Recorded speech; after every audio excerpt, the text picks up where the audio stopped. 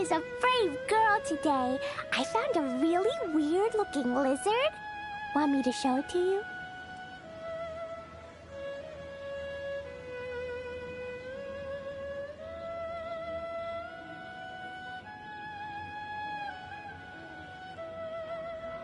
Dodoko? Dodoko, where are you?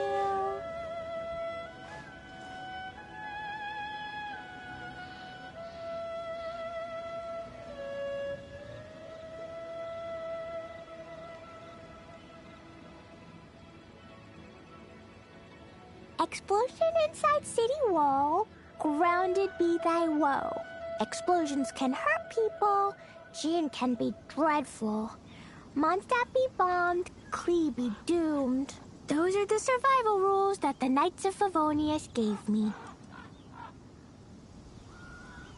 These bombs, so heavy.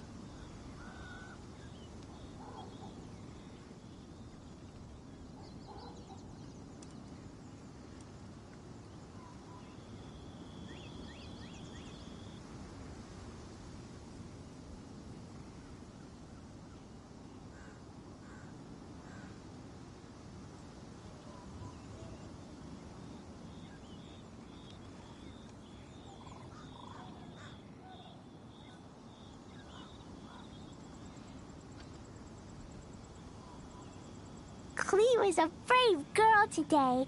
I found a really weird-looking lizard. Want me to show it to you?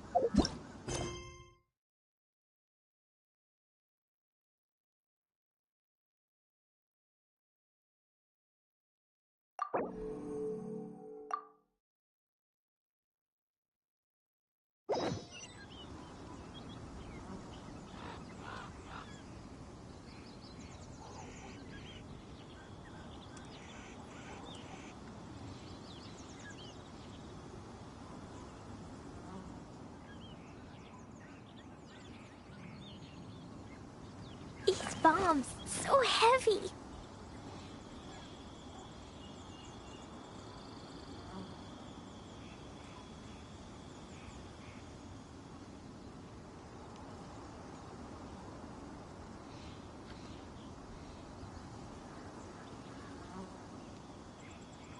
Do you want to come fish blasting with me? I'll get grounded for a whole day, but it's way worth it because the fish tastes so good.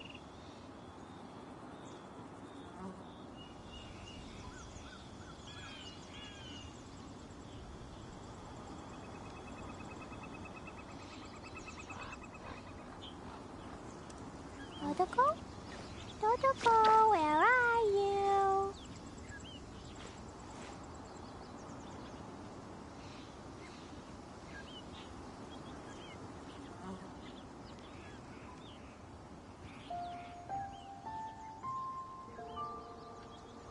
Klee was a brave girl today. I found a really weird-looking lizard. Want me to show it to you?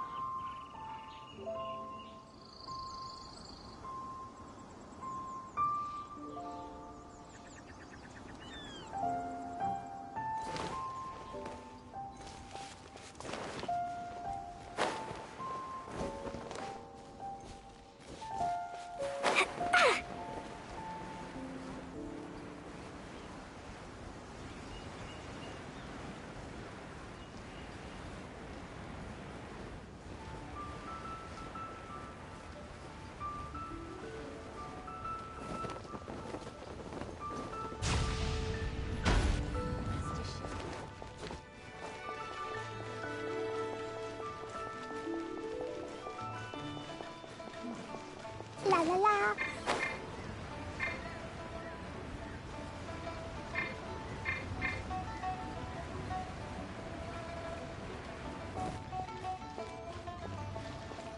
Oh. Baiju wasn't in his shop. Oh, you're looking for Dr. Baiju. He's resting today, but he said to send any patients to the back room. Ah, okay. Thanks. We'll head on through.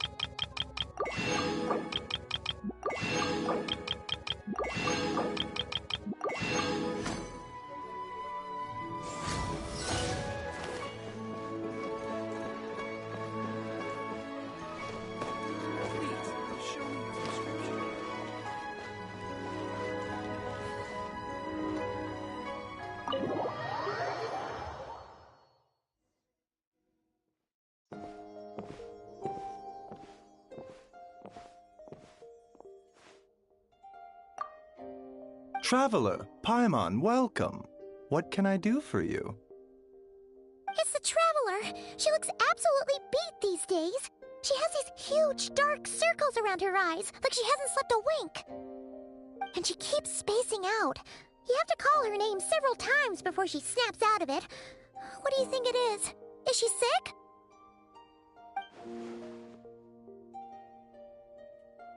Very peculiar. In all the time we've been acquainted, this is the first time you've come to me with a health complaint. Come, let me take a look at you.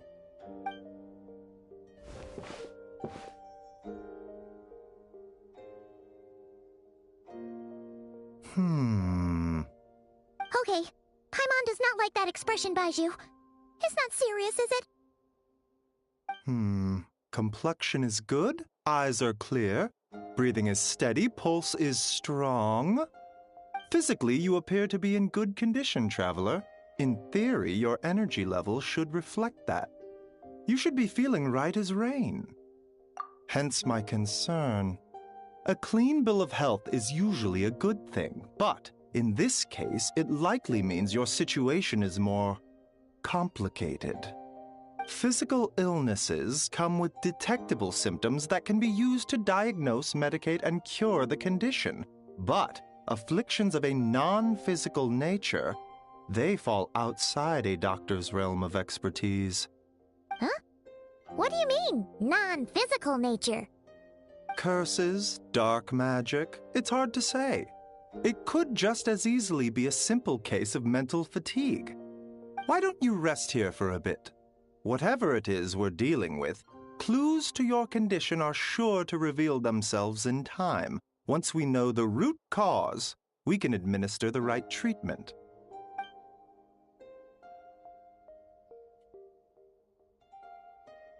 In the meantime, Changsheng and I will review the relevant literature for afflictions that present with mental fatigue.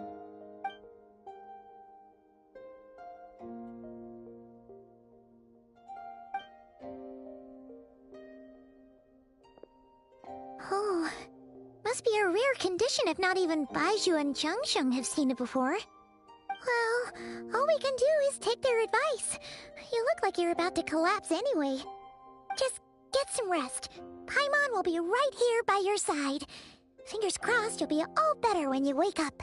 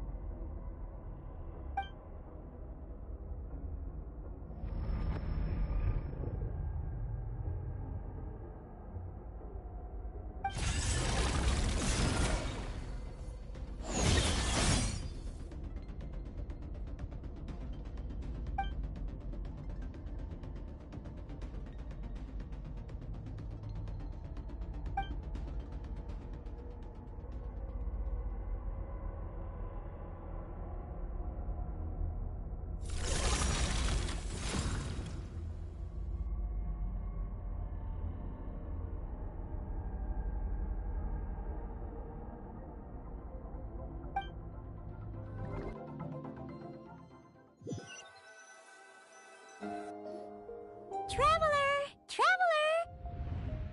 Rise and shine! Time to wake up!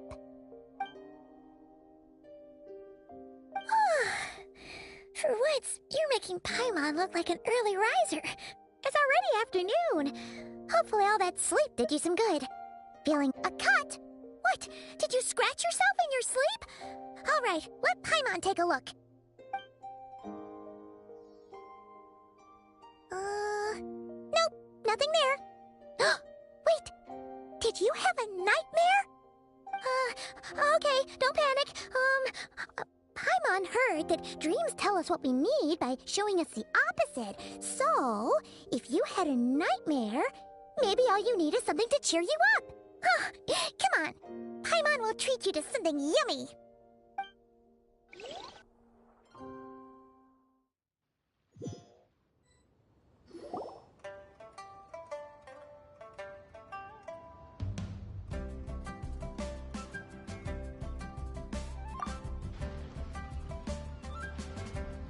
What? So, in this dream, you were trapped in a weird place with thick fog everywhere, and then a spike came out of nowhere and stabbed you in the back? Oh. Okay, well, that's a new one. Are you sure it was a dream? 'Cause from the way you describe it, it sounds like you were really there. But then again, you woke up right where you went to bed. And you were definitely in a deep sleep this morning. Then, it's decided. Paimon will stay up and watch over you tonight. If anyone tries to mess with you, Paimon will beat him up. Or, wake you up first and then we can beat him up together.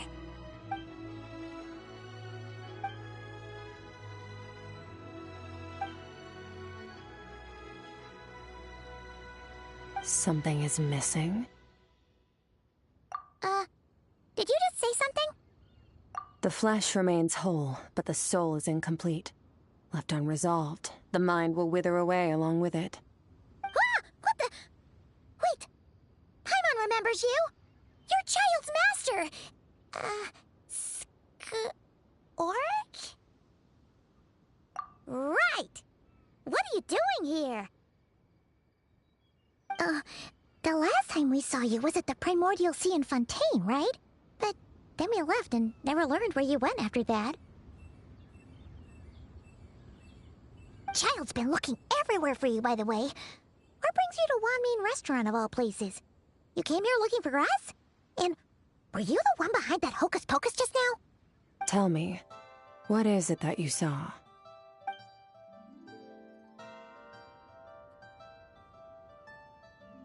Tight-lipped, huh? I suppose that's fair. You, I'll take a glass of wine. Hmm? Oh, of course! Coming right up. We make this one in-house. It's not too strong. Enjoy. Chef Mao, I'll take a grilled tigerfish over here. Coming right up. Ah, if I knew we'd be this busy, I wouldn't have approved Shenhe's vacation. At the end of the day, what happens to you is of little consequence to me. I'm not here to try and win you over. Trust me or not, the choice is yours. If you want my help, now's the time to speak up. You have until I finish my drink. I was investigating an abyssal disturbance in the area and happened to notice you. Part of your soul is damaged, and the wound bears traces of abyssal corrosion. Need I say more? Neither of those things sound good.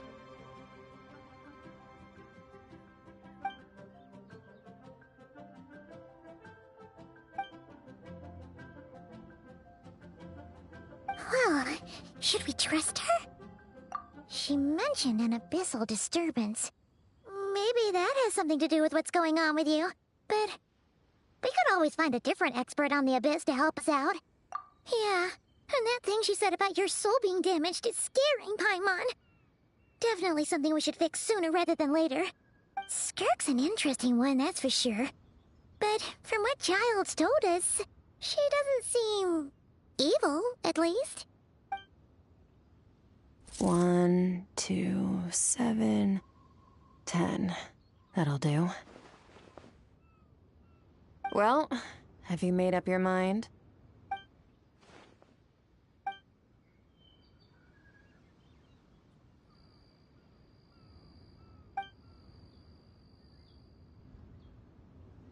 So that's all we know, Miss Skirk. Ma'am, can you help us? So, you couldn't disperse the fog. I understand. Come find me in the Gwali Plains when you're done here. Oh, and I left cash for the drink on the table. Settle the bill for me, will you? Oh, okay. Huh? She disappeared!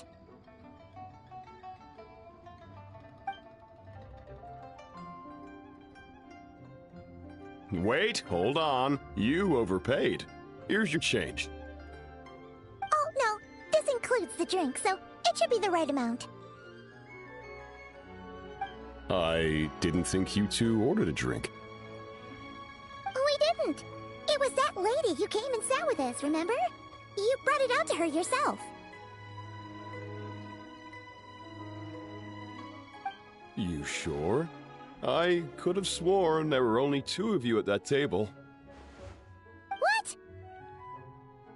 What? What'd you put in their dish, Chef Mao? Some kind of hallucinogenic mushroom? You got them seeing things. Seeing things? Wait, so neither of you noticed her? Young lady?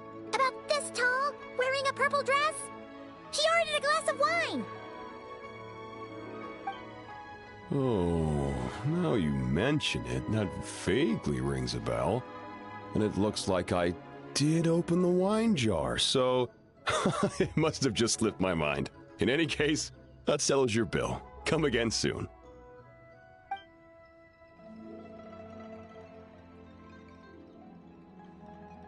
Coming! Okay, what was going on there? It's like they didn't remember Skirk being there at all. Even Paimon was half convinced we hallucinated the whole thing. But that Mora she left for us was definitely real. Oh, this whole situation is giving Paimon the creeps. But anyway, she told us to head to the Gwali Plains, right? Let's not keep her waiting.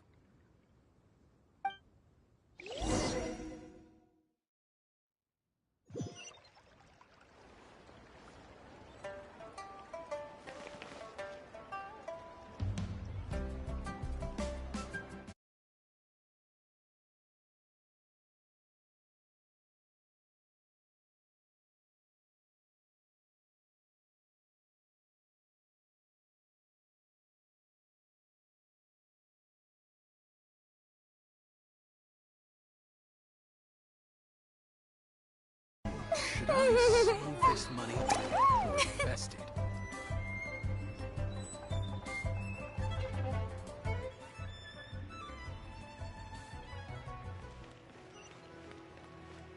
I don't know if it can pick your voice up on this or not either. Because it's not like Discord. If it doesn't, then oh well. I'm gonna sound like a crazy person. I don't know, whatever.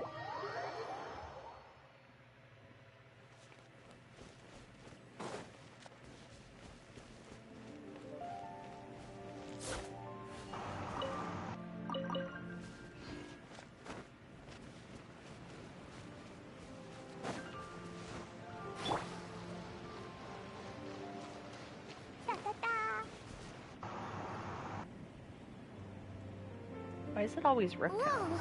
what are all these Because they're your Rift Hounds favorites. doing here? Why is it always Rift Hounds? Huh. Looks like they're collecting something. Let's go check it out.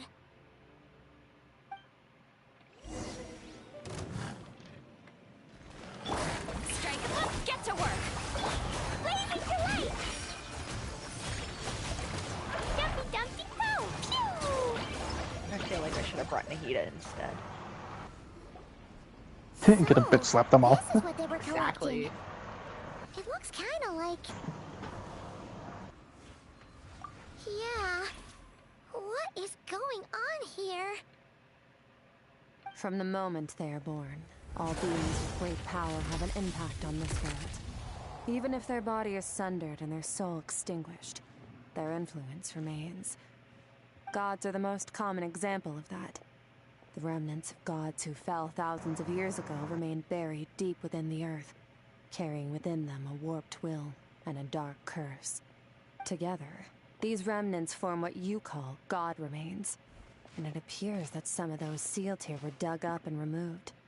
There are traces left, but they're fading fast. Ugh. What are you doing? Nothing. Just wanted to make sure you were... Was she trying to poke her? real? Pinch her? She's What? definitely not a ghost traveler. Paimon poked her, and she's solid. Seriously? Your life hangs in the balance, and that's what you're fixated on? Strange set of priorities. It was just a trick to avoid being perceived. If someone notices me, those memories are erased. Simple as that. Unlike you, I have no desire to establish a connection with the world. The weak and the lowly have no right to remember me. They're lucky they only have a few missing memories to show for it. Now, can we please get back on track? Okay. Where were we? Right. The god remains. So, basically, there's now less of them here than there used to be, right? Isn't that a good thing? In our experience, god remains are 100% bad news. A lot of terrible things have happened because of them. Maybe it's a good thing by human standards, but power doesn't come from nothing, and it doesn't just disappear for no reason. The remains aren't just gone, they were taken. Very clever, traveler. You aren't the only one who had something taken from you. There are victims like you everywhere. The only difference being, you can speak, and the remains cannot, so it went unnoticed. Something similar happened in Sumeru. Within the span of one night, countless consecrated beasts were slaughtered, and a large amount of the god remains buried in the desert went missing. Of course, god remains are just one of the targets. The culprit is chipping away at sources of power all over this world, including the Stella Fortuna above. Wait, you mean... the stars? Mm-hmm. 42 of them have died out in the past few months alone. In Conria, people believed that powerful individuals have corresponding Stella Fortuna. Even should that individual fall, their Stella Fortuna would not disappear, but gradually evolve into a new constellation. Yet now, stars are disappearing from the skies entirely, and it's not hard to Isn't deduce that what's what the, happening to the power they contain. Something Constellation has stuff's been leeching called? Get to power from 100 this now? world, like a parasite steals nutrients from a host. And now, it's no longer satisfied with the remains of the dead. It wants you. This time, it only took a fragment of your soul. But next time, there's no telling how far it could go. No one knows. All I know for certain is this. Getting back what you lost will not be easy. Considering how much power this entity has stolen, it must be a god-level being by now at least. But that's not the real concern. Souls are fragile things, and yours could easily be crushed if you go up against it. So you're gonna help us, right? We're going to help each other. You are my ticket to uncovering this thing's true identity. Well, great! You seem super strong, and you know a lot about the Abyss, so Paimon will take it. Why is she so Don't get all gullible? mushy on me. All I'm doing 'Cause is it's helping you Paimon. get back to normal still. after a sudden crisis. And I should warn you, getting mixed up with me can have unforeseen consequences. We're on very different journeys. You don't want to be in my debt, trust me. You help me uncover the truth behind this entity, and I'll help you recover what you lost. This is a transaction, that's all. You would do well to remember that. Now, come along. So much potential wasted. Yeesh! You'd think she'd be a little friendlier since she's agreed to help us. But nope, she's just like when we met her in the primordial For her to be sea. for her to be more than likely from HSR's world if her main capability is quantum. Whatever. If that's Yeah. how it's gonna be, then she doesn't deserve our friendship. So much potential what lost. she does deserve is a super embarrassing nickname. Ah, Paimon's got it. Frosty the Lavender Melon. Serves that ice queen right. Anyway, That's a the name. important thing is that we get that piece of your soul back. So, Ice Queen. let's follow her and see what sort of plan she's got.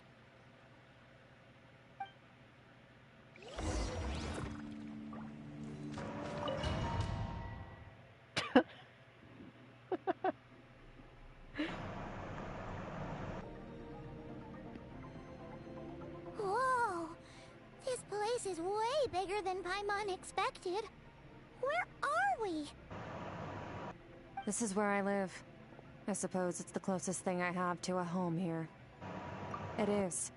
I brought you here because time flows differently in this place. I don't know how much Ajax has told you, but when he fell into this space, I mentored him for 3 months. In that time, only 3 days passed in the outside world. Ajax? Oh, right! That's Child's real name! Yeah, Paimon remembers him mentioning something like that. So, a month Wait, here is what? equivalent to 1 day in the outside world? That What? should mean we're Child's real safe name? in that Tower Yeah, I Island don't Soul remember Center for that. now, right? It's been Yes. that long since you I played didn't bring Genshin. you here just to I show don't you remember around. that. In the outside world, the Traveler could be attacked at any moment. But coming here has bought us quite a bit of time. I mean, I know it wasn't just the You ginger, just need but to figure out still. how to investigate that place you saw. That's his Ajax, real I name. feel like it's a freaking Deadpool Both thing your here. description and the abyssal disturbance I felt point to that space having some connection to the abyss. It could even be a domain similar to this one. The thief who stole that fragment of your soul is hiding there. But the abyss is a chaotic and turbulent place. If we want to pinpoint their location, we need to see what that space looks like without the fog. Abyssal power can grant a special form of sight. Have you ever wielded abyssal power before? Okay. Do you plan to learn? That tracks. All the information you have suggests the abyss is something sinister, and that abyssal power is a wild and dangerous force that always spells disaster. And you're saying that's not true? Depends on your perspective. Floods and hurricanes take countless lives too. But if one day you gain the power to control them, what was once a calamity is now just another tool in your arsenal. I'll respect your opinion, though. Just means we have to turn to the second best option. A little abyss crystal that contains my power.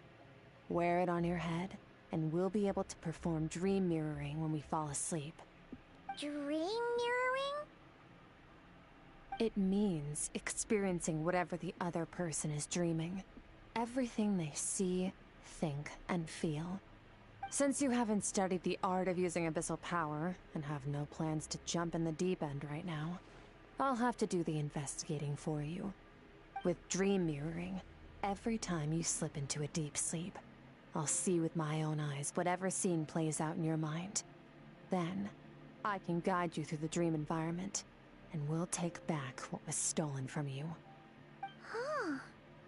You make it sound so simple. Tough to say. This is an unprecedented situation for both of us. Even assuming we do manage to find where this entity is hiding, like I said, getting your soul fragment back won't be easy. To play it safe, I need to give you some special training first. Wait, you're gonna teach her some of your martial arts? Does that mean the next time we see Child, we have to treat him like our senior? Do as you want. For my part, I don't see you as my disciples. You're already a pretty good fighter. All I'm planning to do is build on your current skills, and train you for the specific scenarios that I think we might face. But that's enough talk. If you're ready to do this, then come with me. Time might be more lenient here, but that's no excuse to waste it. Oh, she moves fast. Paimon can hardly keep up with her. So, special training, huh? Kind of a rare opportunity. With your skills, there's not a lot of people qualified to train you. The last time something like this happened was probably anti-Raiden Shogun training, right? Oh, feels like a lifetime ago. Why does this Freaking feel like yeah. Skirk PTSD? seems pretty strong, I was too. literally gonna say You freaking remember how flashbacks. he said that the all-devouring narwhal was just her master's pet? Jesus, even though it's been 4 years, that fucking Shogun Maybe training we was really will that learn Miko something gave you here. was hard. Yeah. Too many failed attempts there. Definitely. Too many that I can count. Same, I remember every fail I did as well. I think it took me like more than 10 times to do it.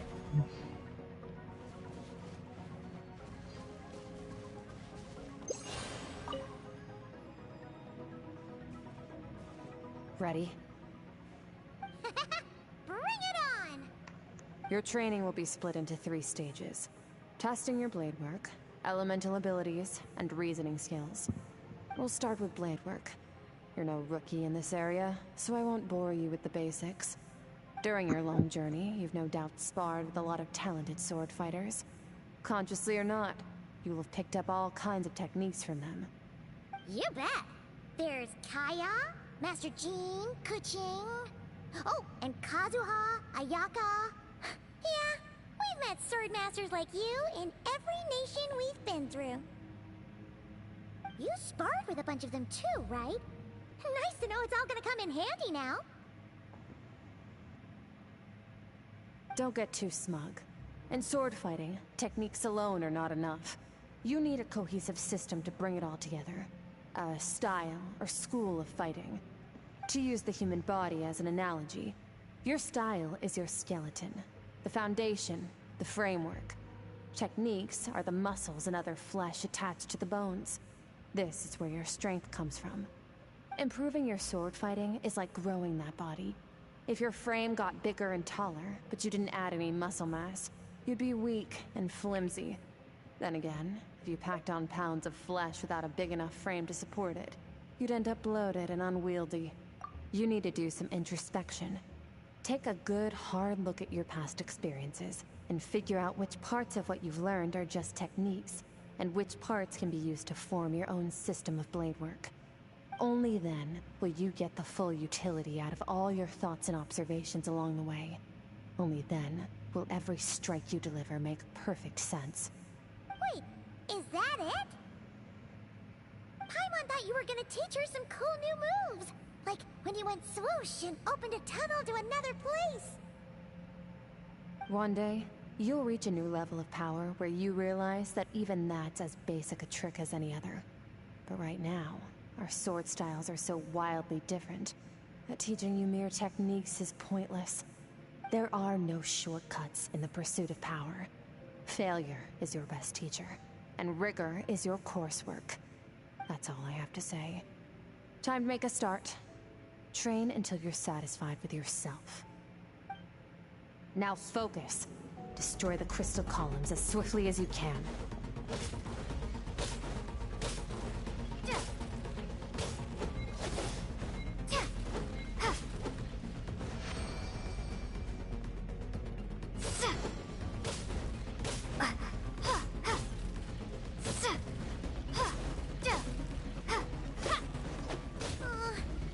Why do I feel like this is like insane? Insane how? You just have to use your sword, or could I use the element?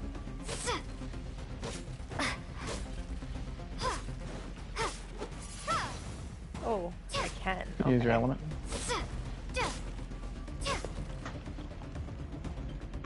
Yeah, I'm sure that's happening. You think you were gonna be able to chop through 900 crystals and... yeah. No. That's why time skipped for you?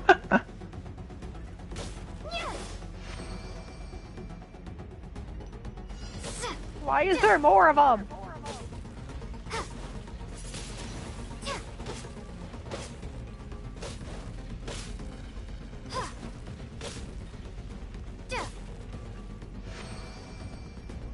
Stay calm. Use your head. You have to keep it together.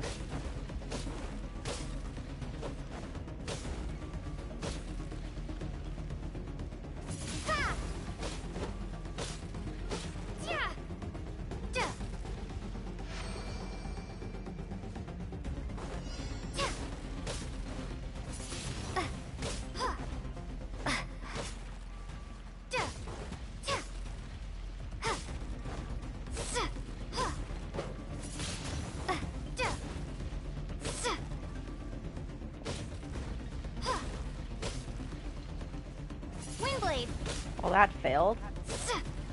Freaking venti aim there.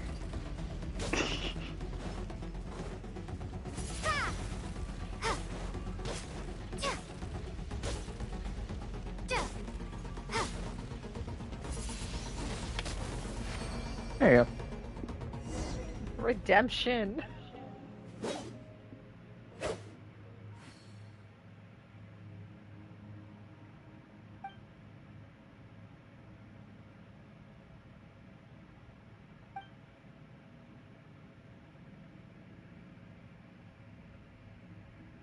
This would totally be a training arc in an anime.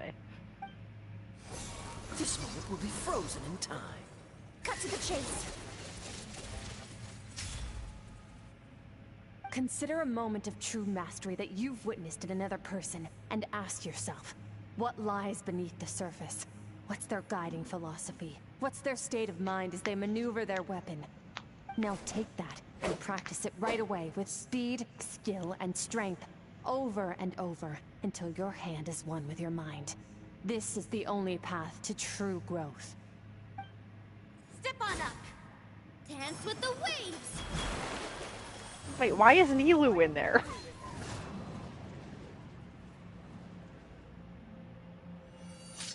But she didn't do anything. She just danced.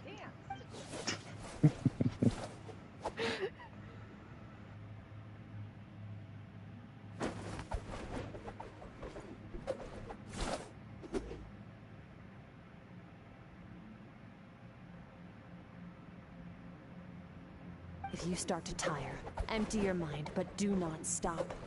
Stay in that frame of mind as you keep up the fight. Get rid of all redundant movements. Imagine your sword is an extension of your own body. Wield it just as you wield your arms, hands, and fingers. 'Twas on a deserted moonlit night that the Really? hero approached the vile dragon's limpid lair. Ring cutter! Feathers fleeting wet. The white heron treads water. A sight without flaw. Master of Inazuma Kamisato art Tachitsutsu.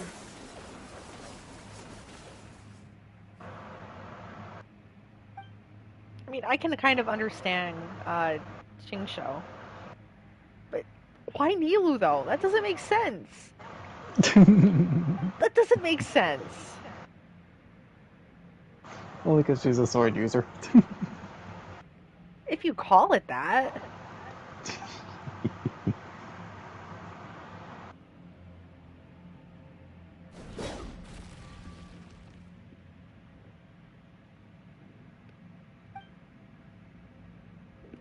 I mean, anybody else but her. Because I feel like that's like a ripoff. Huh. Looks like you've made some real progress. That concludes your training session. Awesome! Paimon knew you could do it! How do you feel? As you should be. Time flies when you're training hard. You've actually been going for several days now with no rest. Yeah, meanwhile Paimon's had a whole bunch of naps. But you were so focused, she didn't want to interrupt you. Go get some sleep. I'll be doing the same very soon. Let's hope you see that foggy place in your dream, so I can get this investigation over and done with.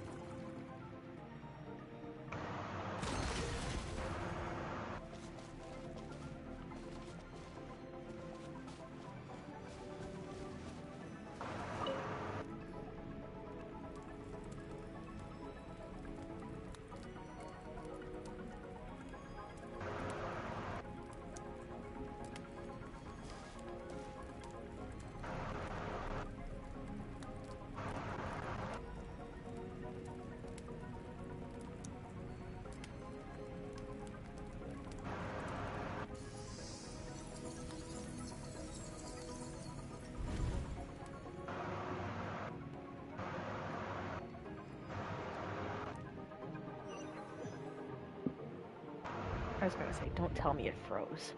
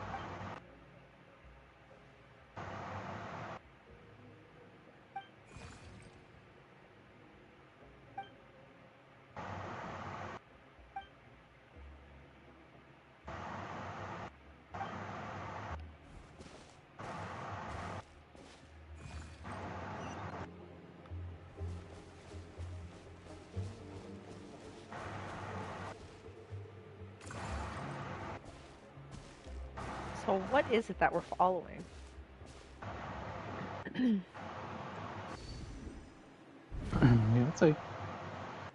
Skirk, why are you skipping classes again? We've talked about this. 'Cause he's a crabby old man, and he's a boring old man. I don't like going to his classes. Excuse me. You shouldn't talk about your teacher like that. It's very disrespectful. All right, let's not get into a big fight about this. Skirk's learned what she needs. There's no point forcing her to sit through more classes if she doesn't want to be there. But I'd still love to hear about what you got up to yesterday.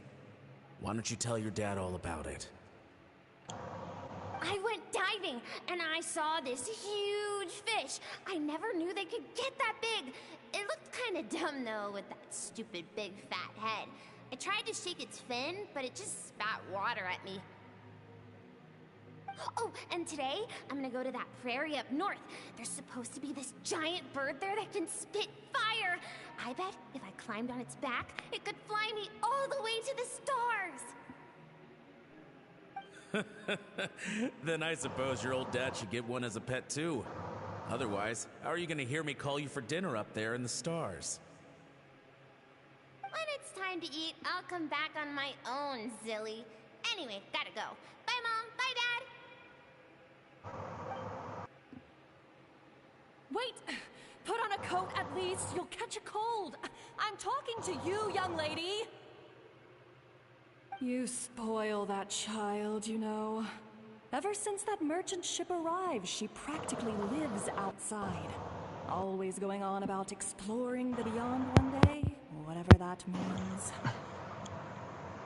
Ah, let the kid do what makes her happy. Besides, we both know you're all bark and no bite. Come on, our little adventurer's gonna be hungry when she gets back. Let's get started on dinner.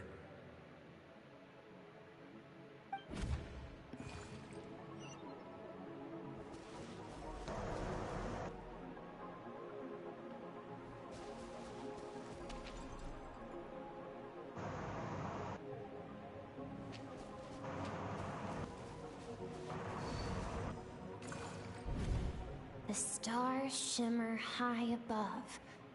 But what lies beyond the stars? Mountains as far as the eye can see? An endless snowy plain?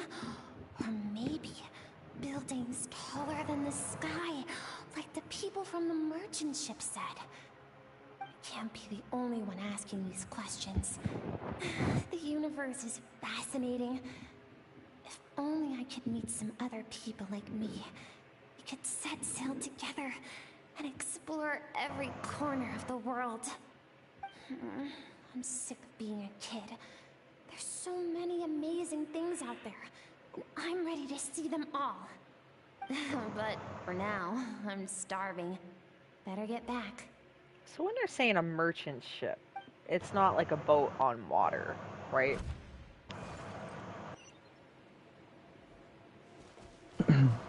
It is. It is? See, because I could think the HSR route with it. Because if she's not from Teyvat, that's why I'm saying that. It could be, yeah.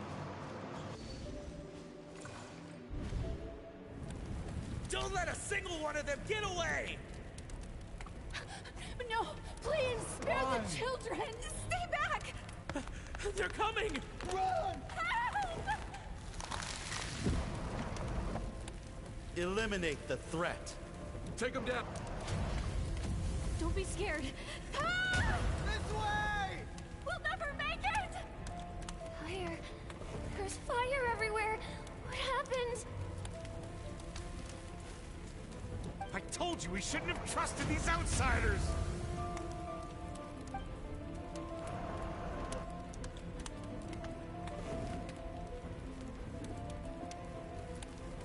Why are you doing this?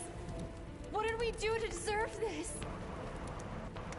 We welcomed you with our finest food and drink, showed you the best our home has to offer, gifted you cloth dyed by our own hands.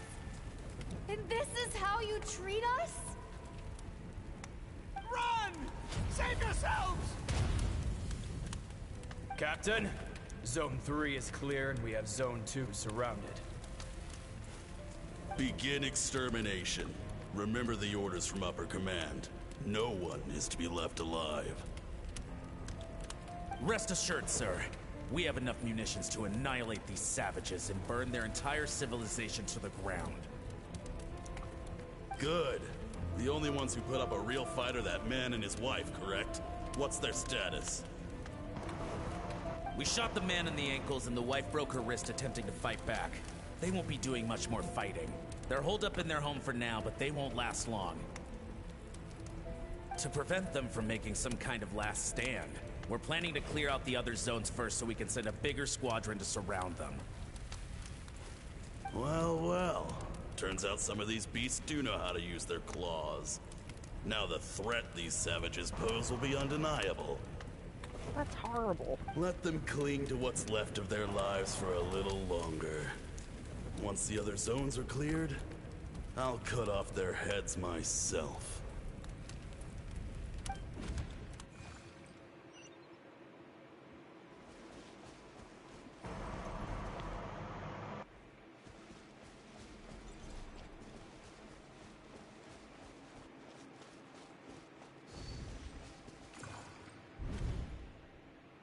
Dad? Mom?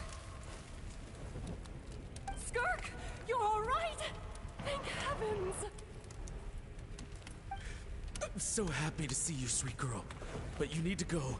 It isn't safe here. They'll be back any second. What happened? You're bleeding a lot. Dad?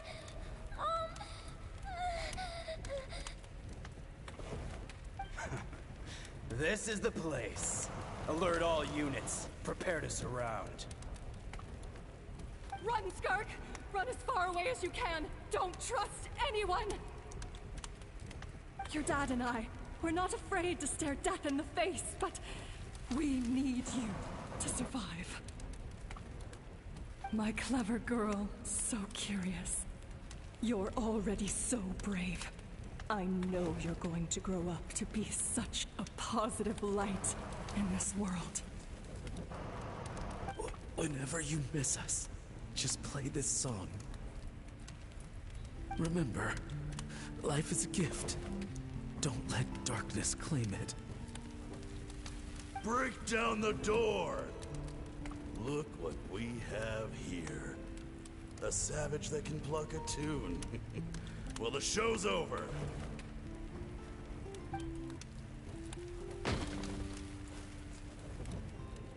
You! Stop singing! Shut it! I said shut it or I'll make you! Fine. Have it your way!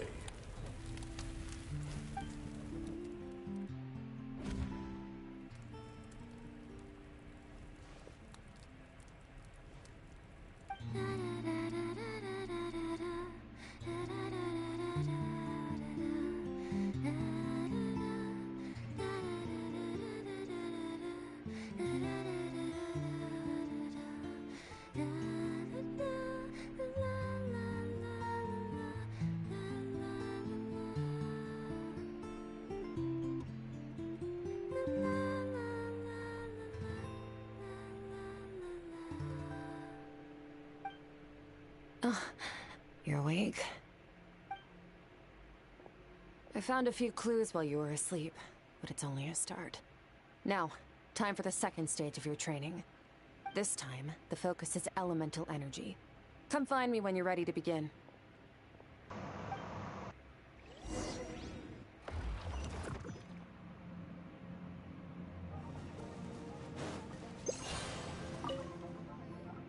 Because the Man, fan's gonna do staying something. in the abyss feels so surreal, don't you think? No day and no night. It's like time hardly exists. If we weren't careful to keep track, it feels like we'd have no idea how long we've even been here. Well, except for the fact that Paimon still gets hungry like clockwork. You go do your training. Paimon's gonna grab a bite.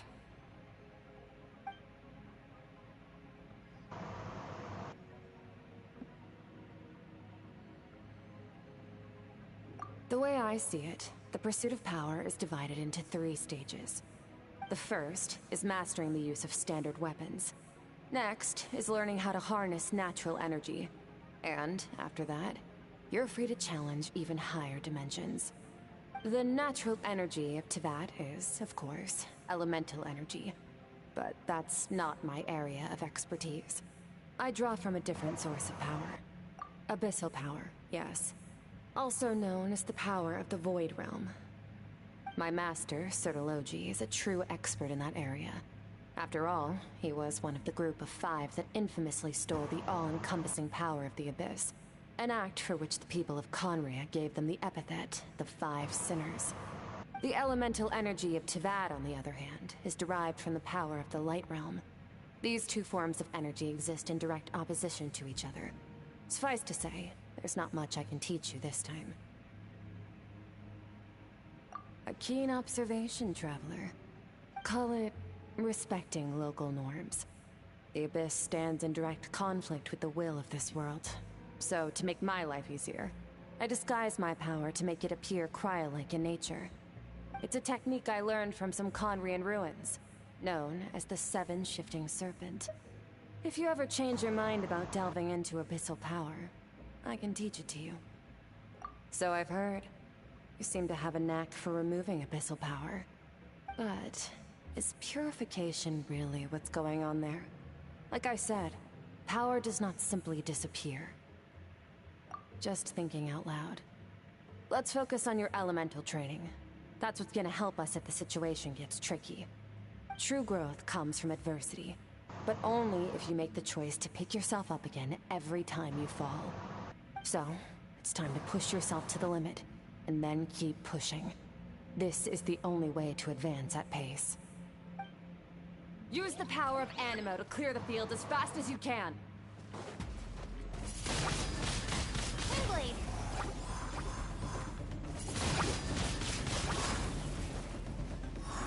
I like how you even admitted when she was talking to her about disguising her power that she could have been something different.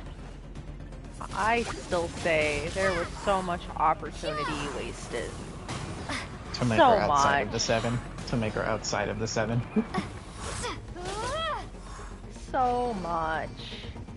Well, as you heard, they just admitted that she disguises her power. Things you can use to tilt the scales of success in your favor. Yeah, but still, there was so much potential.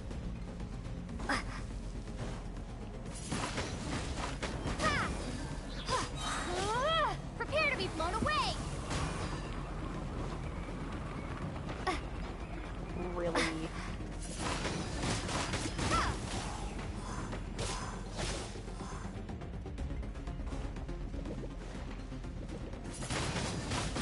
Windblade.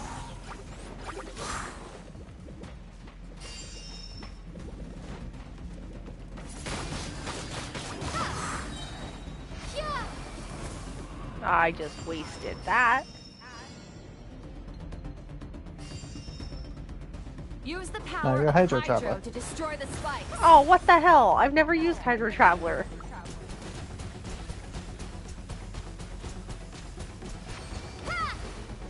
Bullshit. Faster. Don't give them a chance to strike you. You need to be quicker than you were in your dream. You can't afford another injury like that. You're standing under it. Yeah, I see that. I see that. I've never used Hydro Traveler. Never. Go. Never.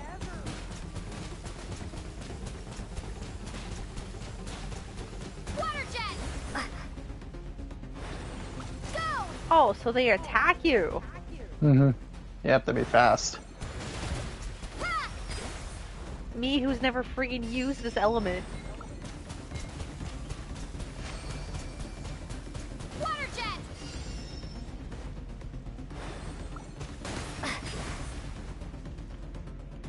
I would like my Animo Traveler back, please. Water jet. Pretty please. Water jet.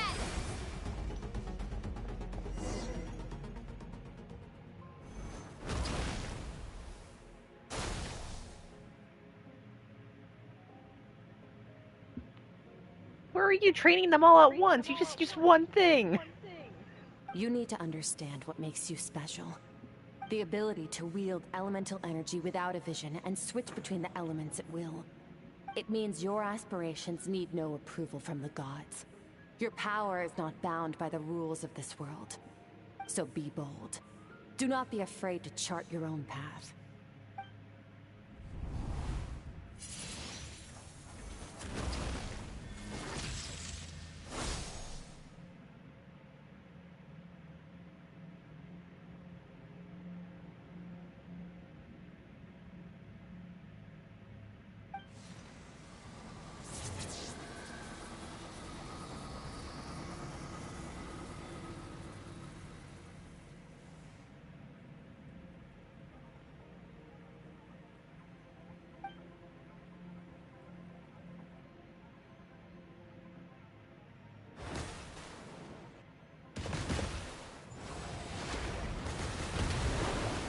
Very good. It seems you've reached a deeper level of connection with the elements. Long enough for you to lose yourself in your training, which is a good sign. Relentless practice with the elements has drained all your strength, but it's also what allowed you to make progress. Get some rest. When you wake up, we'll proceed to the final stage of your training. But nothing happened.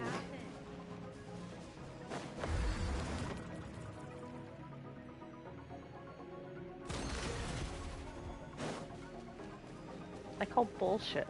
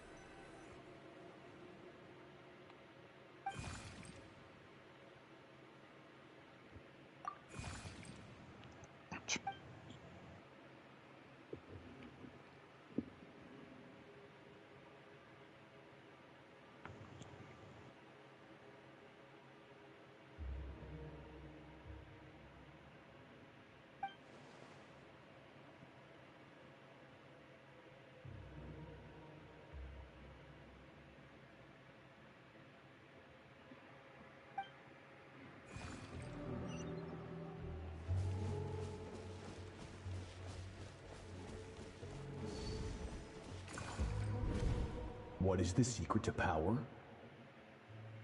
Longing, hatred, self-preservation. No, it is fear. The fear of losing those you love. The fear of watching your home burn. Fear of loneliness. Fear of death. Fear is the source of evolution. It forces humanity to adapt to their environment and overcome hardship. It is in the process of prevailing over our fears that we surpassed first ourselves and then the rest of the world. That fear is now part of you. It calls on you to evolve. And it is time to answer.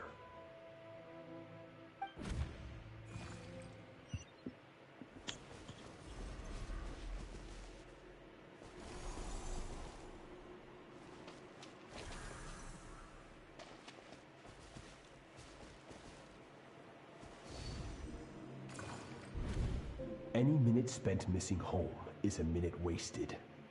Practice your sword work instead. Do not make me tell you twice. But, Master, I can barely lift the sword anymore. If I keep going, I feel like my wrist is going to break. So it has not broken yet. Then pick up your sword and keep practicing until it breaks. I want to hear the cracking and splintering of bone. After all, bones can always be reset.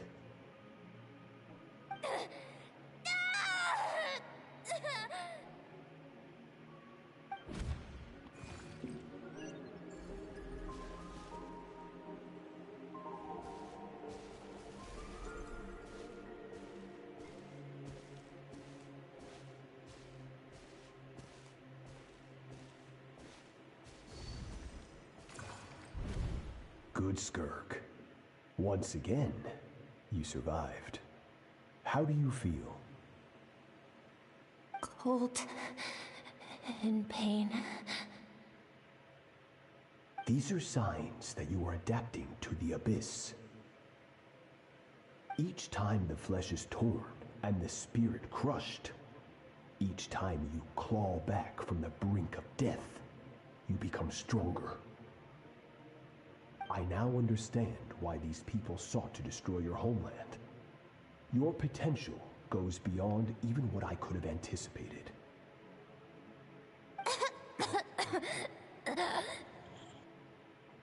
But you still have much to learn in your pursuit of strength. Your mind is rife with distractions. From now on, I shall show no mercy in your training. You must learn to shut out all the pointless emotion, crush the self that makes you weak, and become master over your physical form. Get up, Skirk. Wipe the blood off your face. Cut away the rotten parts of your flesh. And mend what is broken. Then take up your sword.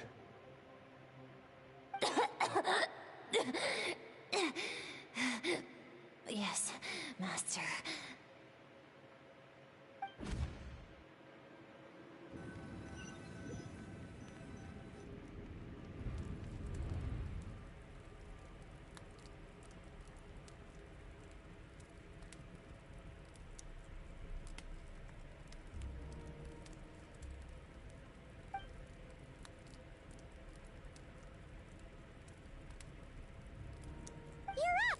Hopefully you got some good rest. Skirk said to tell you that she's ready to start the final stage of your training whenever you are. So, want to head over now? Or did you want to wait a little?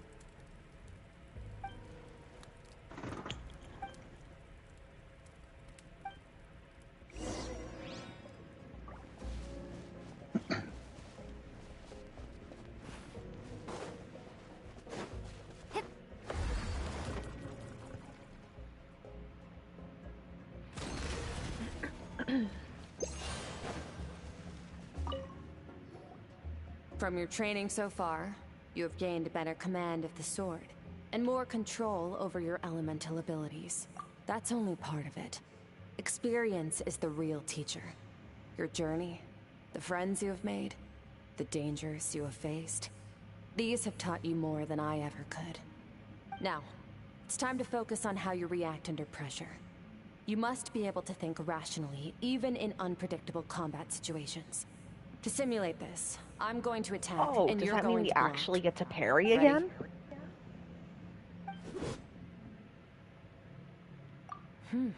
Not bad. That defensive stance looks near unbreakable. Just like your brother. Oh, that reminds me. You still don't know what happened to him, do you?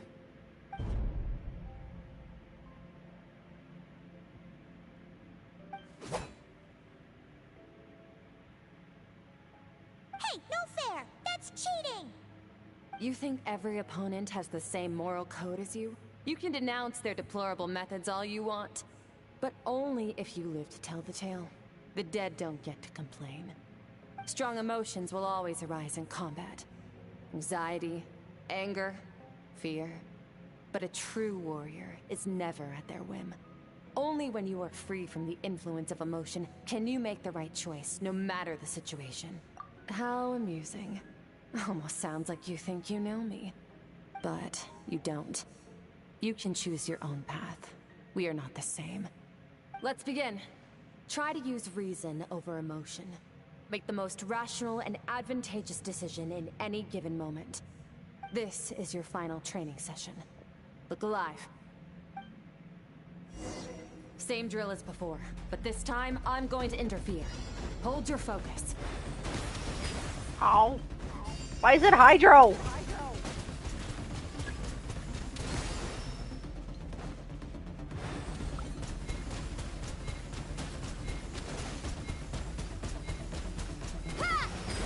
Really? It doesn't hit that far? Oh. Bullshit. That was lucky.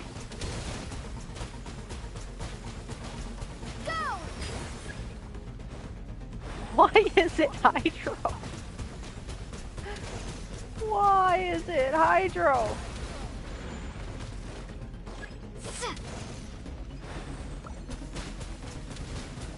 Water jet! Go!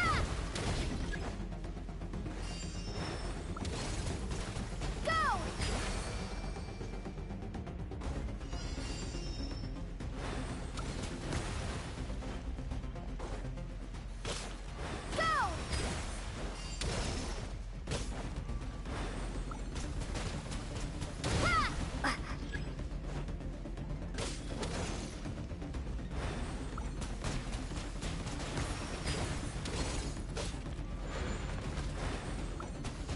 This is so ridiculous.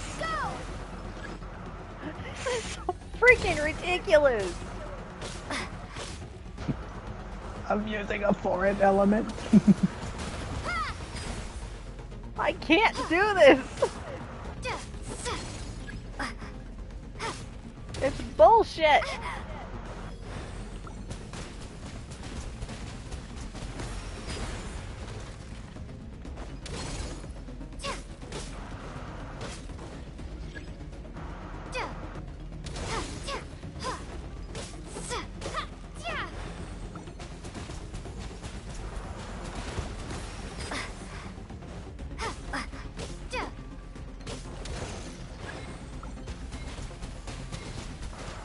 Need one more spike?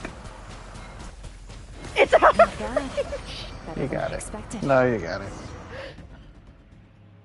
Why fucking Hydro?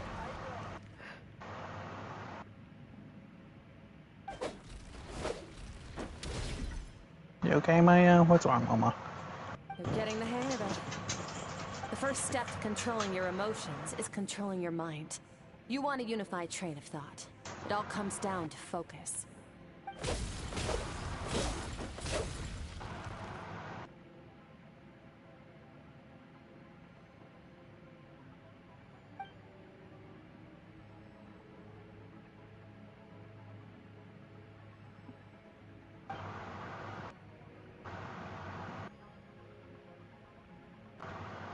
Your mind is rife with distractions. From now on, I shall show no mercy in your training. You must learn to shut out all the pointless emotion. Crush the self that makes you weak, and become master over your physical form.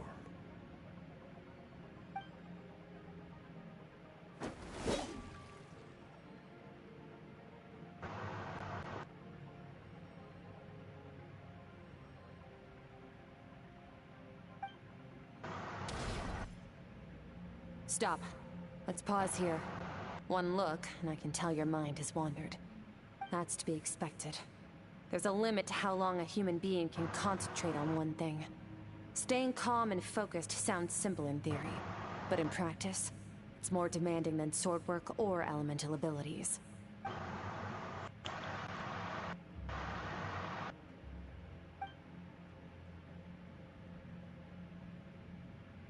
Get some rest. No point training further if you're already dead on your feet. Like I said at the beginning, the only goal of this training is for you to reach a point that you're satisfied with.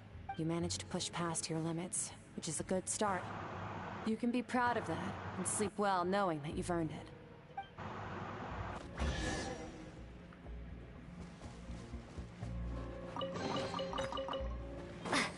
We're not getting stuck with Hydro Traveler again, are we? Warriors train day and night to perfect their skills.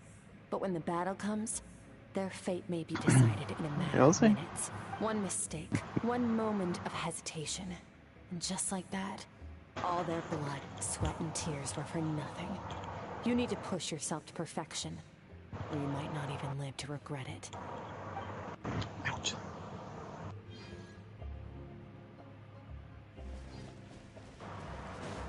I swear, if it's Hydro Traveler again, I'm gonna rage. I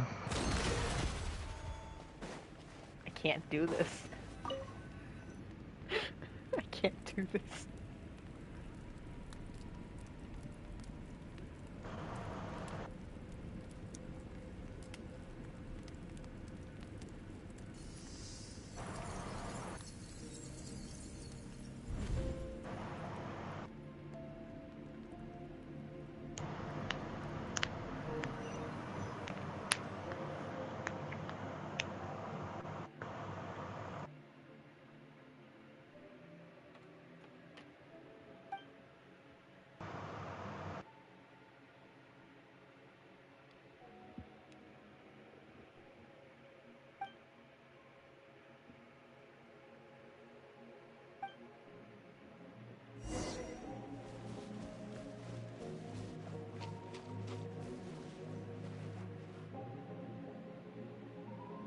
Skirk is amazing.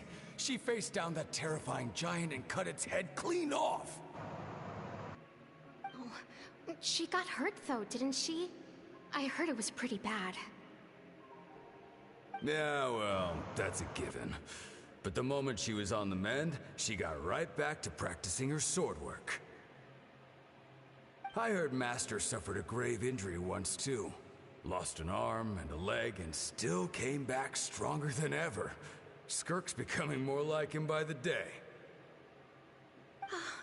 Incredible. I wonder if I'll ever reach their level. They're always so resolute, so unshakable.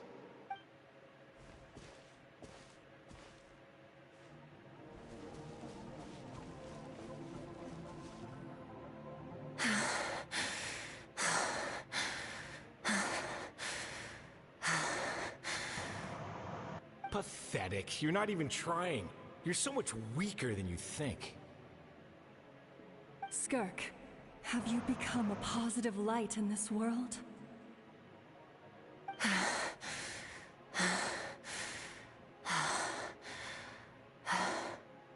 Do you even remember how many of us perished in that fire? How many bodies were left to rot on the scorched earth? Yet you alone live on. Keep your gaze fixed on your blade. You don't deserve to rest. I have so many questions. I just want to jump in a spaceship, explore the whole universe, and get answers from the stars. I just need to wait till I'm grown up. Then, I can do anything.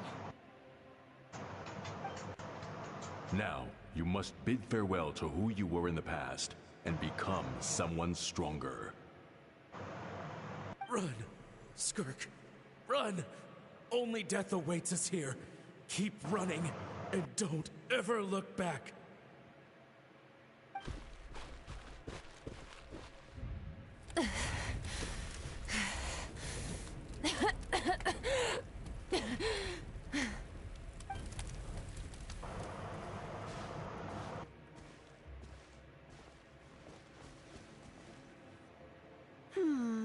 Let's see here. First things first, you need a new identity. Going around telling people you're from somewhere beyond the stars won't do, now will it? How about saying you hail from beneath the earth instead? As the Conrian saying goes, venturing out into the universe and down into the abyss are the same in that both are braving the dark unknown. Well, I'm a visitor on this planet, so I'll follow the rules. Ah, splendid. That saves me quite a bit of trouble. Let me offer you a piece of advice in return, although it might not be what you want to hear. I know the pursuit of strength is important to you, but taking a moment for yourself every once in a while is never a bad idea. Ignore her existence for too long, and there will come a day when you can no longer hear her voice.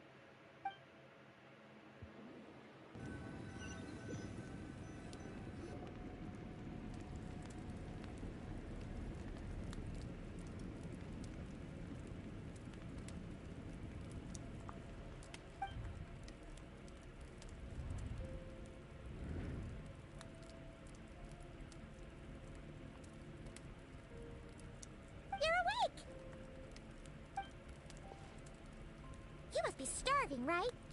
Ta-da! A barbecue feast just for you. Of course you are. That's why Skirk and Paimon got this all ready for you. Well, if you're around someone long enough, it's bound to happen. Plus, Skirk can cook. So, Paimon decided she can forget the whole Ice Queen thing. Paimon's not one to hold she a just thinks grudge. it's her stomach. Here's an idea. Let's save the chit-chat until after the meal.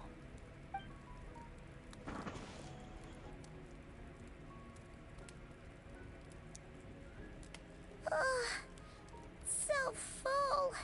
Okay, it's Paimon's turn to sleep now. Wake her up when it's time to go.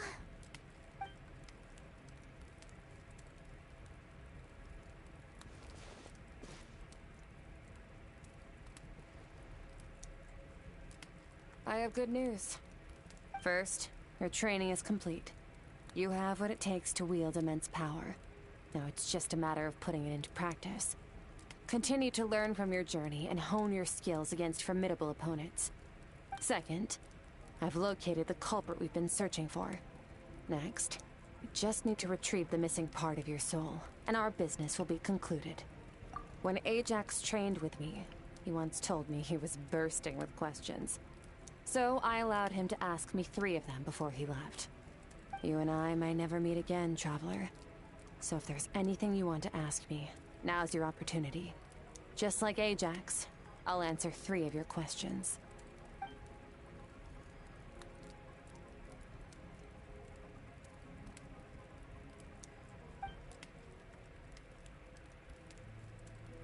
Okay, not the angle I was expecting. What makes you ask that?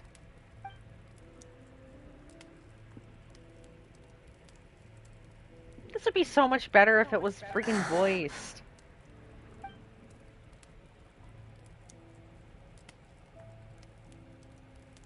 I knew that was a possible side effect. Closed off my mind to you for that exact reason. Even with the dream mirroring, you should have seen nothing but endless darkness.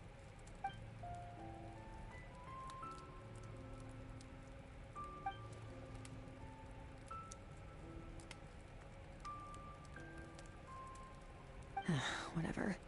Must have been a flaw in my execution. I shouldn't be too surprised. Due to some recent circumstances, my self-control has been lacking as of late. Since you've seen what you've seen, there's no reason to hide the truth. All I ask is that you keep it a secret. No, I'm not from Teyvat. I'm from a different planet. And there was a time when I journeyed through the stars. A lot like you in some ways.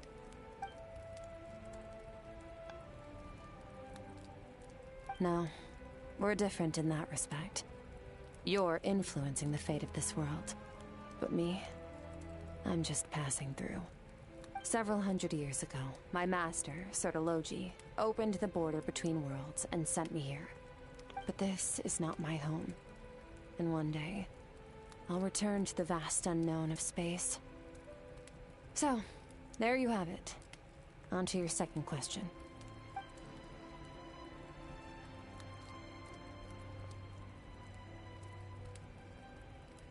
To become stronger. For certain reasons, I need to bridge the power gap between me and my master as quickly as possible. But first, I need to understand the source of his strength. To do that, I need to follow in his footsteps, walk the path he once walked. And somewhere along the way, I'll find out how to defeat him. That is my sole focus and purpose. Okay. You have one question remaining.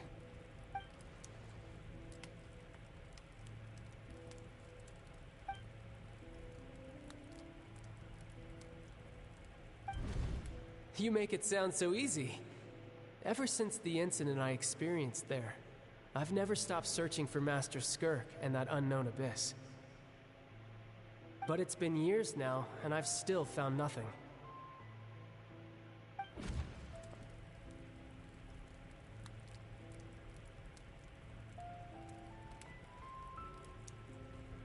Well, your last question?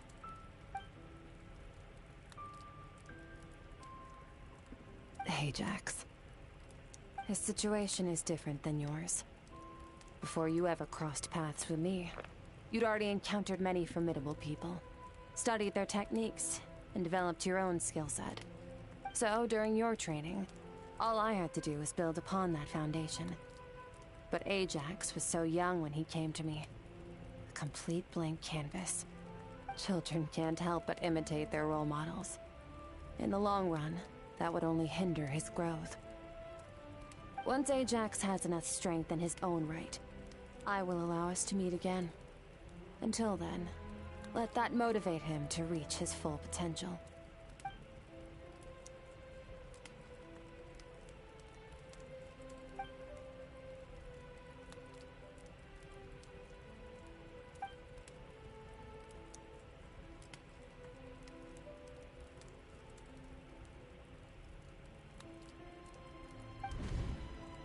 Unlike you, I have no desire to establish a connection with the world.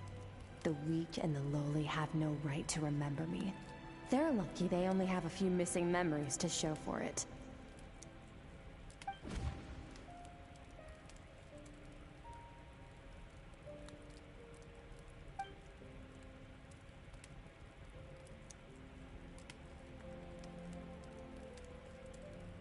Wake up your companion. It's time to go. Oh, and everything I just told you. Best keep it a secret from her as well. Time to go. Oh, finally. Where are we? Really? The Really? chasm. There's no easy way. No. The chasm. Just follow me. I'll open an abyssal rift close to the culprit's location. It'll take us to Damn where it. he's hiding.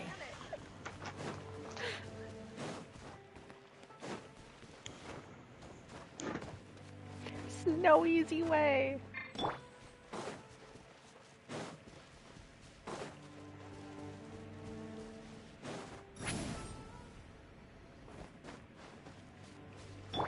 I feel like you're gonna tell me, oh, there was an easier way. There wasn't. You have to walk. Wait. This is near the chasm, right? No shit. Yes. If we enter from here, we'll be able to reach that place from your dream. You have some experience with abyssal domains by now, but still, this is someone else's territory. Best to proceed with caution. Don't worry. Paimon's an expert at hiding behind other people for safety. Emergency shield. That means you need to stay safe, traveler. All right. Remember your training. Time to put it to use. She literally just admitted that she's useless. Yeah, emergency shield. More than just food. A throwable object. So people can see how annoying she is. Could you imagine? You're just fighting and then, there she goes.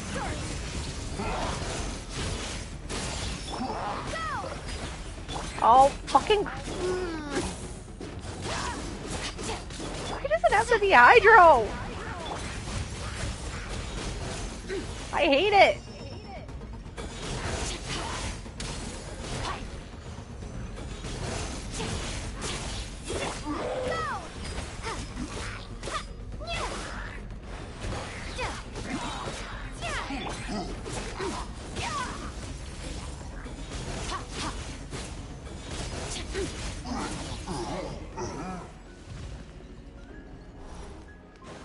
Why does it have to be Hydro? Whoa! Look at all these spikes! Careful! Don't get hit! You know what? Paimon's just gonna float behind you. Come on, you got this. Thrown right to the front of the line. Take the brunt of it.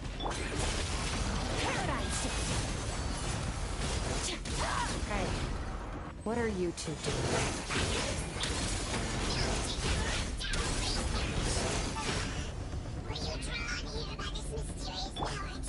Dusty, like an abandoned house. Let's press on.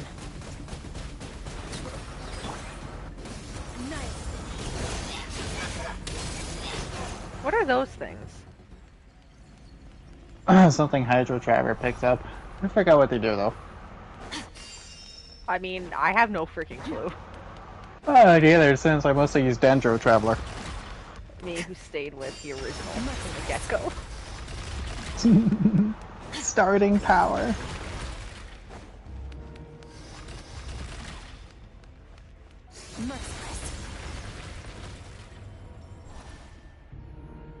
Oh, looks like this is a dead end. Did we make it to his hiding place? Ugh, this fog is making it impossible to see anything.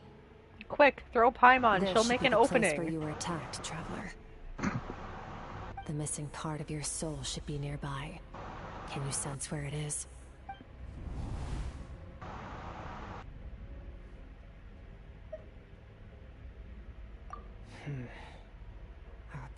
must have covered his tracks just in case. Otherwise, you should have sensed it much more strongly. Hold on! Look! The spikes are back! Stay calm. Let's hold back a little.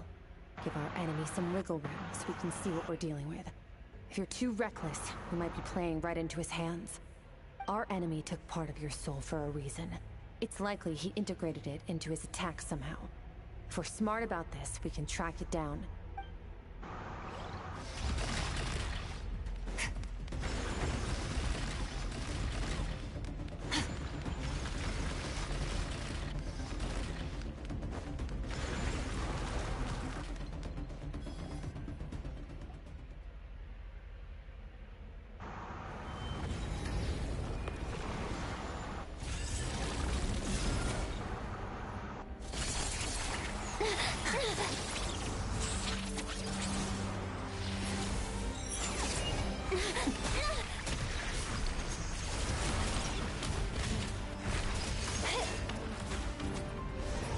From the start, the attacks have been focused on me.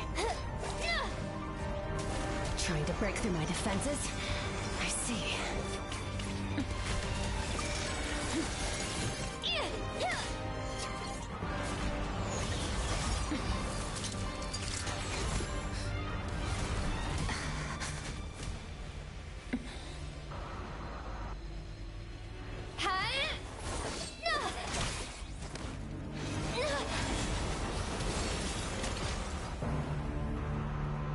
You alright? That thing was...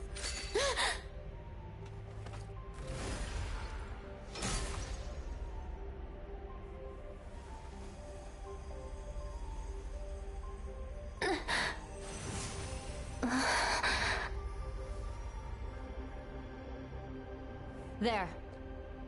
I got it back. Traveler! Skirk! What happened? It looked like Skirk just got... In the Grayley Plains, you asked me why this enemy chose you as his target. Now, the answer is clear. It's not just the fact that your strength is impressive. It's also because of your ability to, as you put it, purify abyssal power. Whatever that actually means. The fact is, that ability allowed him to do something that should have been completely impossible. Namely, break through my defenses and steal my power. No, he couldn't have known I'd come to his domain.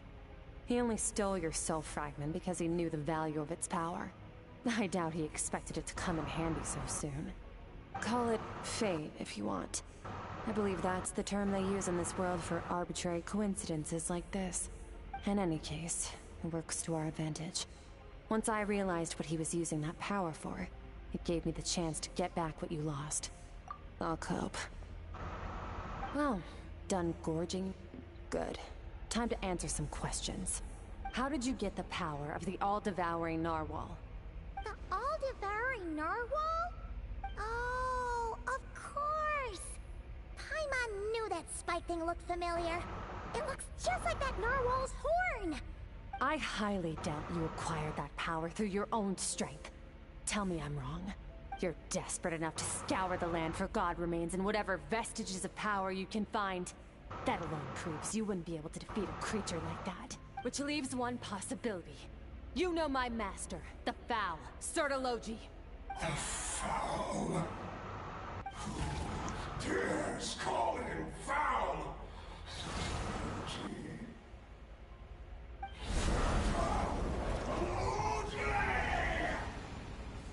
What's wrong? Bit off more power than you can chew? You're struggling to hold a basic conversation. Just a little longer. I'm still... Look! It's back! Those obsessed with power will let it devour them before abandoning their pursuit. Keep calm and use reason to decide the best course of action.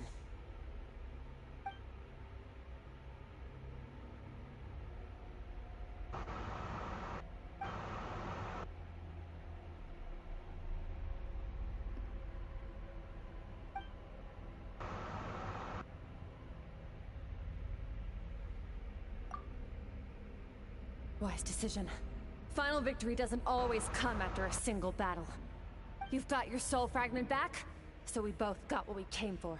Let the enemy draw breath while he can. It won't be for long. Get us out of here, Traveler. You'll need to lead the way this time.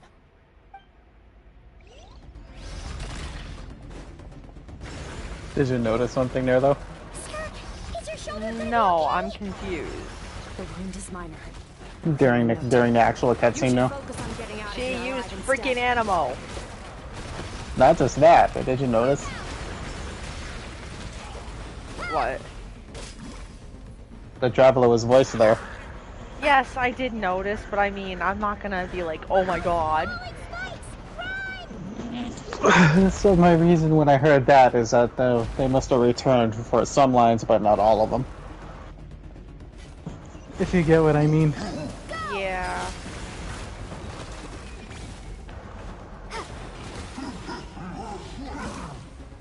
We're just gonna run and run and run slowly. But they have no stamina. Fucking stamina.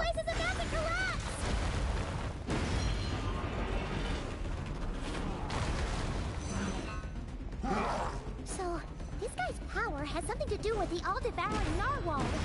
Did you know that all along, Skirk? I have my suspicions.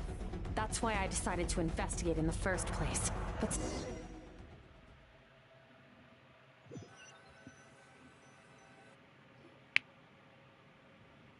Phew. Oh, I should be safe here, right? I no longer sense his presence. Can't have followed us out of that abyssal domain. Weaklings like him will find that my power is not so easily controlled. He won't be leaving that place until he's managed to digest it. You seem surprised. I suppose that's fair. You've seen but a fraction of what that whale is capable of. That gaping maw could swallow a planet whole. It's called the all-devouring narwhal for a reason. Devouring is what it does best. It can extract power from anything, dead or alive, as long as it manages to make physical contact. Yeah. When we had our run-in with that thing, Rivulet mentioned that it has an instinct to devour.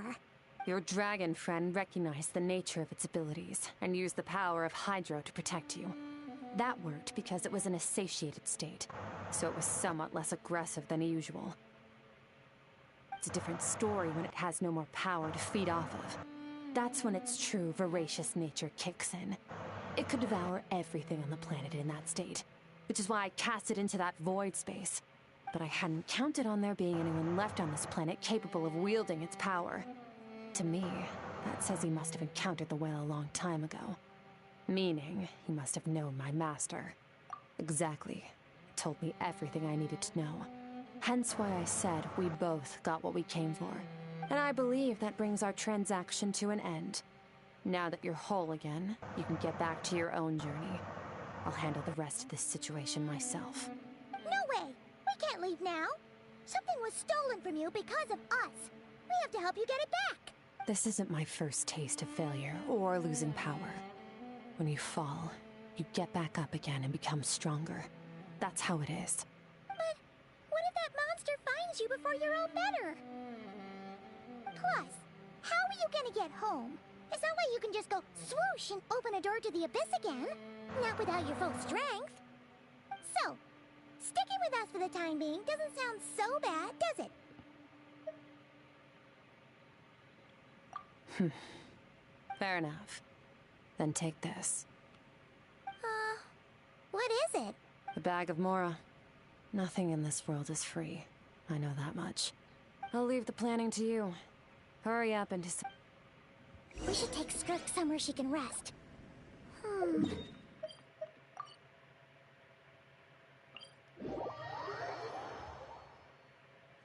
gets the feeling Skirk wouldn't like being around a lot of people. Oh wait! Baizhu said we could rest in the back room of the pharmacy, didn't he? Let's head there! She doesn't meet Chi-Chi, does she? Meet the true Cryo Archon. The moon deity. But maybe she already met Dragon Chi-Chi long ago. That'll be funny.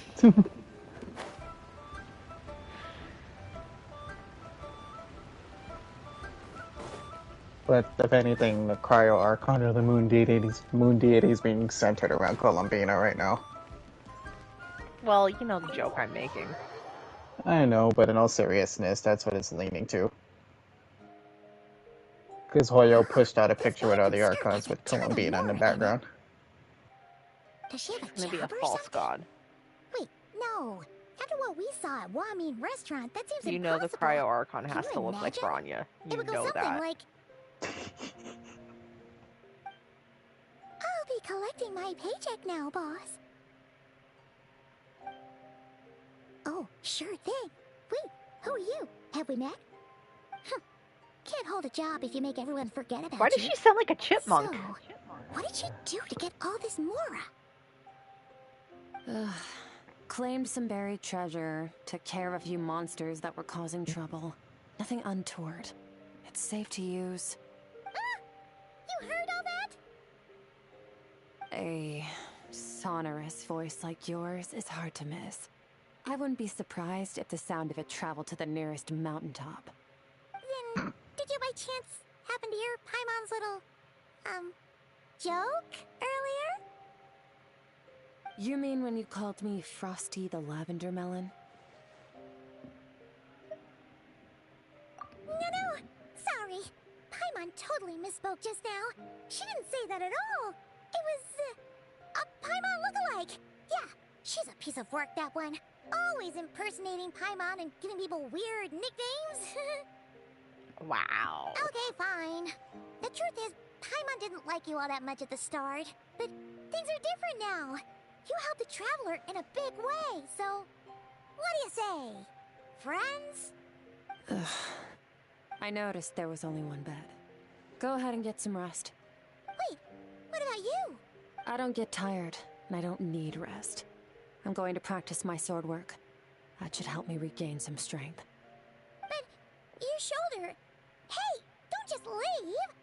Ah, whatever. Let her tire herself out. She'll come back eventually. Let's get some sleep, Traveler.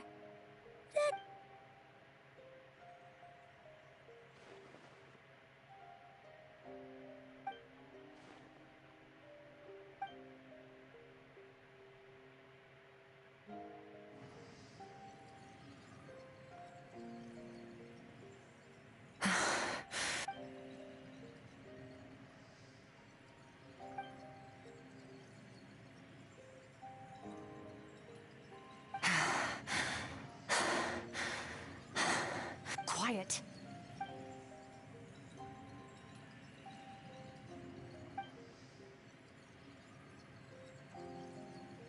Do you even remember how many of us perished in that fire?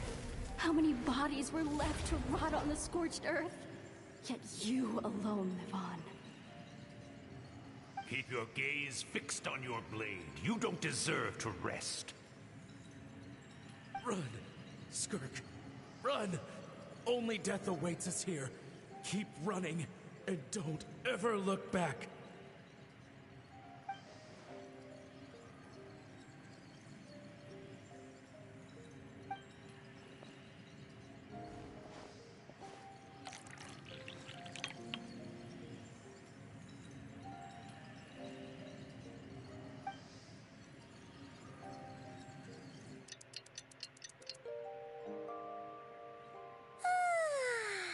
Getting an early night's sleep is the best. That bed was so comfy. Wait, Skirk? Have you been sitting out here the whole night? The bed's all yours if you want it. About 60%. Maybe 70. Whoa! Paimon thought it would take at least a couple of days. That was fast. No, not fast enough. That's 20% less than last time. Same training regimen, same intensity. Nothing felt different, but somehow the outcome fell short. No, I think the problem's with me.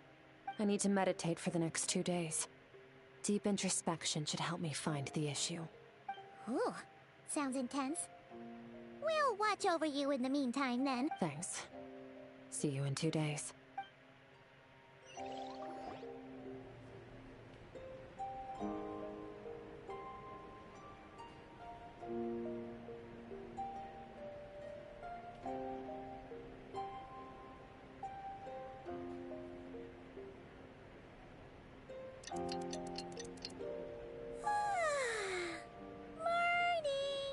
Skirk is still meditating, huh?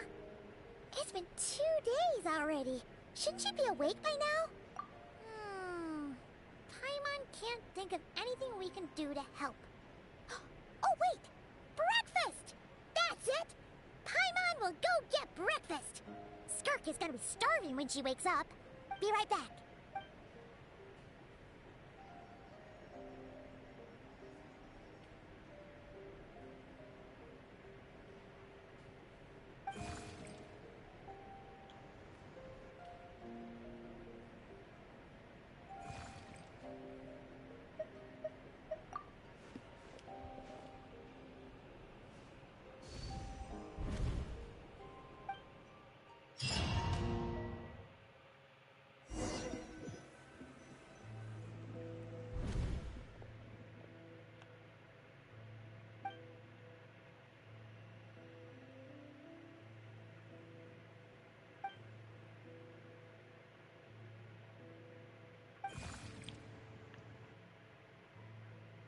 That's right.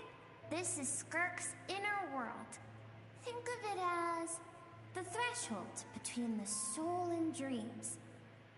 This isn't your first time here, but what you remember is probably a space covered in darkness.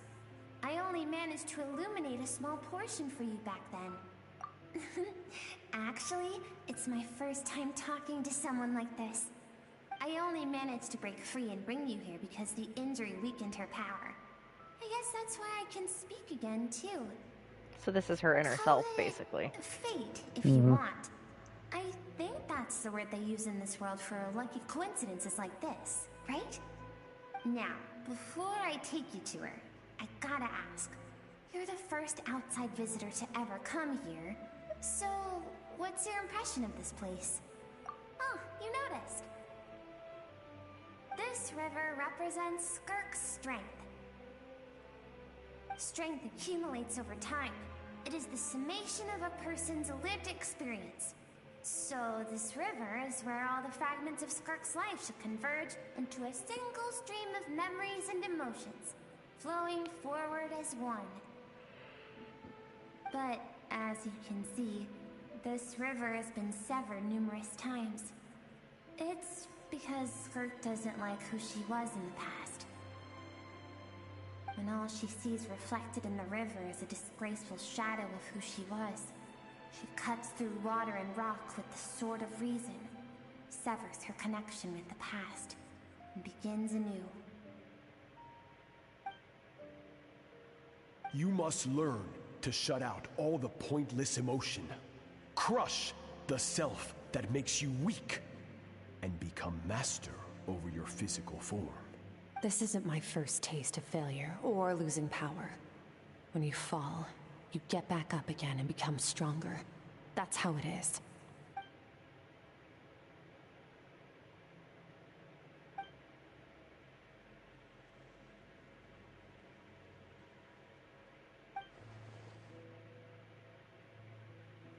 The answer to one mystery invites another question, I see.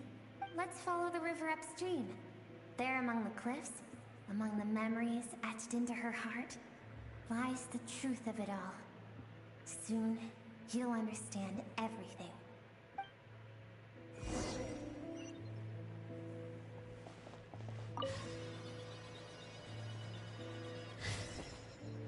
How much more to the story is there? Oh, you're getting to the end.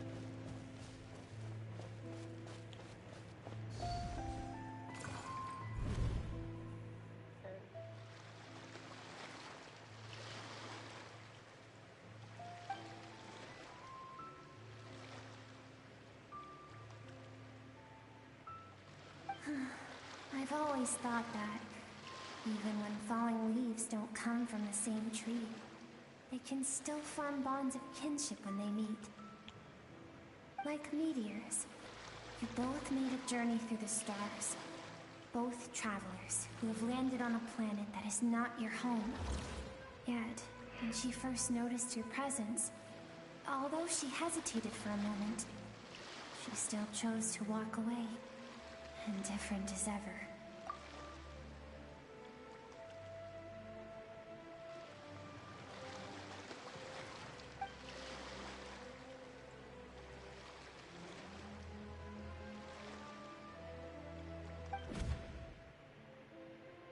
Seems like you've answered your own question. Skirk sees herself as a trespasser in this world. She's made a conscious choice to avoid altering its path. But the reason for that decision stems from events much earlier on in her life. Let's keep going. It's still a long way to the source of the river.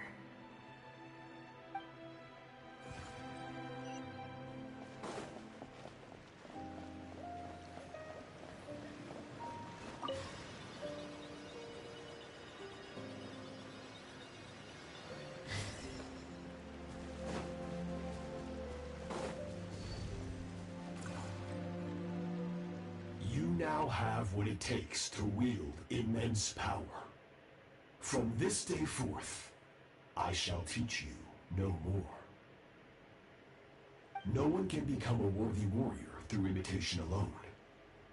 I have given you fangs and claws. Now, you must learn to hunt. You wish me to travel the world beyond on my own, Master? Indeed. Make new friends. Embark on your own journey. And piece together a new future from the shattered remnants of your past. We will still have contact through the Abyss. But know this.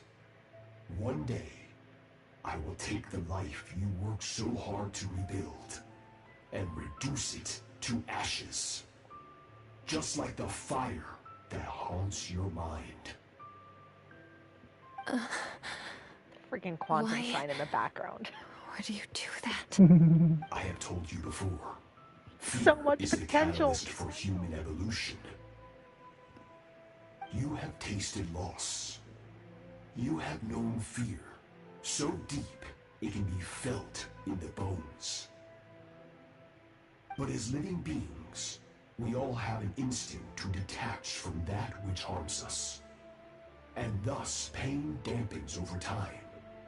And the acrid taste of fear becomes but a distant memory. Yet now, I have bestowed upon you the gift of fear eternal. It will drown you in the nightmare of your childhood.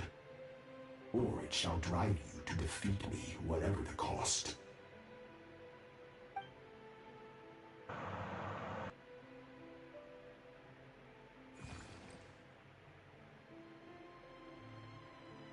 That is what Skirk's master, the foul Surdology, looked like at one point in time. Of course, as a higher being, physical form is a triviality to him. He could appear as a beast, a human, or even a monster that defies description. The form you see him in here, clad in abyssal armor, is the one he usually wears when traveling through the stars.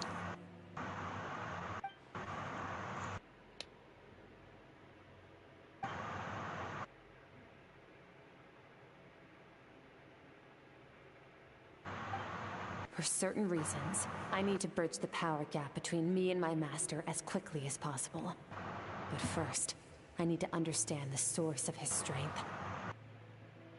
To do that, I need to follow in his footsteps, walk the path he once walked, and somewhere along the way, I'll find out how to defeat him. That is my sole focus and purpose.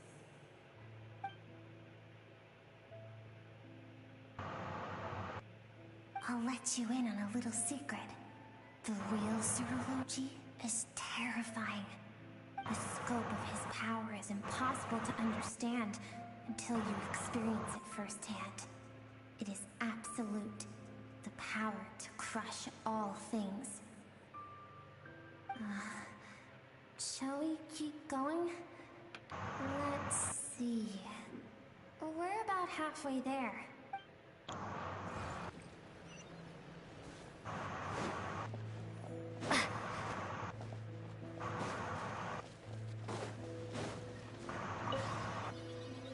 I thought I was just jumping right off the cliff.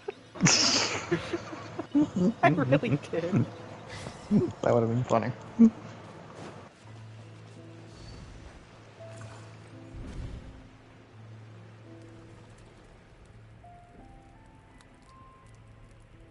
We've made it quite a ways already. This is Skirk, when she first began training under Sertalodi. I have set your broken wrist. Tomorrow, you're to train twice as hard. No tears this time. Good. Attempting to garner sympathy through tears is a habit of the weak. A pitiful, useless ploy. Can I ask a question, Master? Why did you save me? I keep thinking, maybe it would be better if I had died.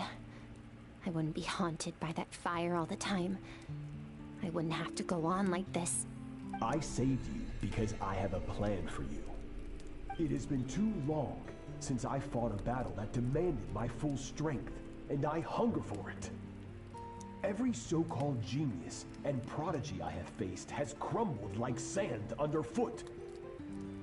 Before me, even fate bends the knee. So, I will teach you everything I know.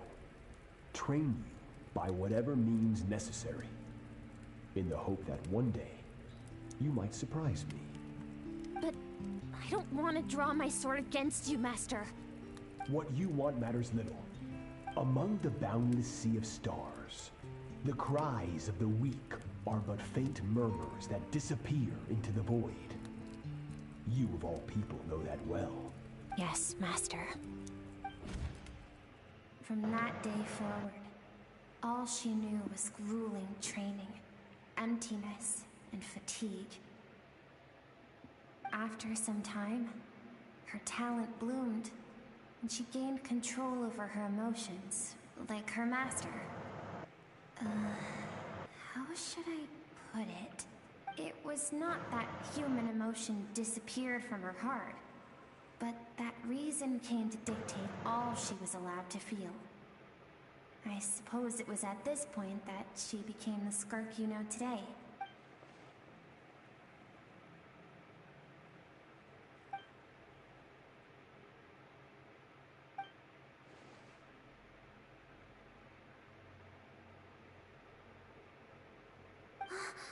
We're nearly there. I almost don't want to reach the end. Well, shall we? This is the final stretch.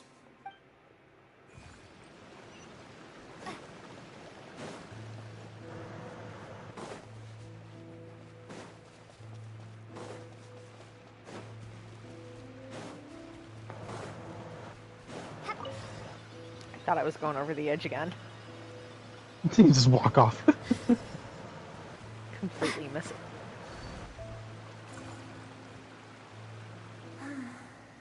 These are Skirk's happiest memories. What a simple and carefree time it was. Wisps of clouds dotted the sky. The sun bathed everything in golden light. And when song filled the air, not even the shyest of flowers could resist swaying along. This is Skirk's homeland. She was so curious about everything as a child. Always skipping school to go exploring instead. There was so much to discover. The treasures at the bottom of the sea. The secrets beyond the stars. And that merchant ship packed with adults wearing those strange clothes. Yes, the ship. That was the beginning of the end. It was a spaceship. When it arrived, The people that disembarked wore smiles on their faces and spoke of friendship. They claimed to be merchants from a neighboring planet, looking to establish trade. Skirk's parents, her relatives, her neighbors, everyone welcomed the newcomers with open arms and allowed them to explore the planet. To them, the visitors were guests and should be treated with hospitality. No one had any idea of what was to come. Several months later, an army of unknown origin arrived without warning and carried out a ruthless campaign to destroy everything and everyone on the planet. Skirk had skipped school that day, like so many times before, so she was not caught in the immediate wave of destruction. But when she came home that day, only fire and ruin awaited her. Countless people cried out to her for help. People she knew and loved. Friends and relatives. The little girl who lived next door. The shop owner with the bad leg. The bad-tempered teacher she had made fun of just that morning. Their lives were discarded like worthless trash as the fire consumed one life after another. Skirk was helpless. All she could do was run. And so she did. She kept running until an unexpected figure crossed her path. If Sertology hadn't been there in that moment, the fire would have claimed her life too. And there she would have remained, left to rot in the scorched earth, with no answer as to why any of this was happening. Because she and her people were seen as a threat. As the initial merchant ship explored the planet, they discovered that it hadn't always had the condition to support life. Yet there was evidence of human activity, even during the periods of extreme heat or cold in the past. Further research revealed that, over time, the people of this planet had evolved the ability to adapt to any type of environment or energy source. For that reason, the outsiders viewed them as a potential threat and decided to eliminate them before the threat could rear its head. And so, the army was called, and the so-called danger was wiped from the face of the planet. Senseless, isn't it? Deemed a threat because of a gift they didn't even know they had. Perhaps it was their own innocence and kindness that doomed them. But in the end, that was lost to the blaze as well. If those with power get to decide good and evil, then all you can trust in is the sword in your hand. And so, before death could claim her, she ran. She ran and never stopped. No one wants to relive their most painful moments. Well, that brings us to the end of the story. This is as far as we can go. Skirk is waiting over there. For both of us. Let's go to her. It's time to fulfill my purpose. And my greatest wish over all these years.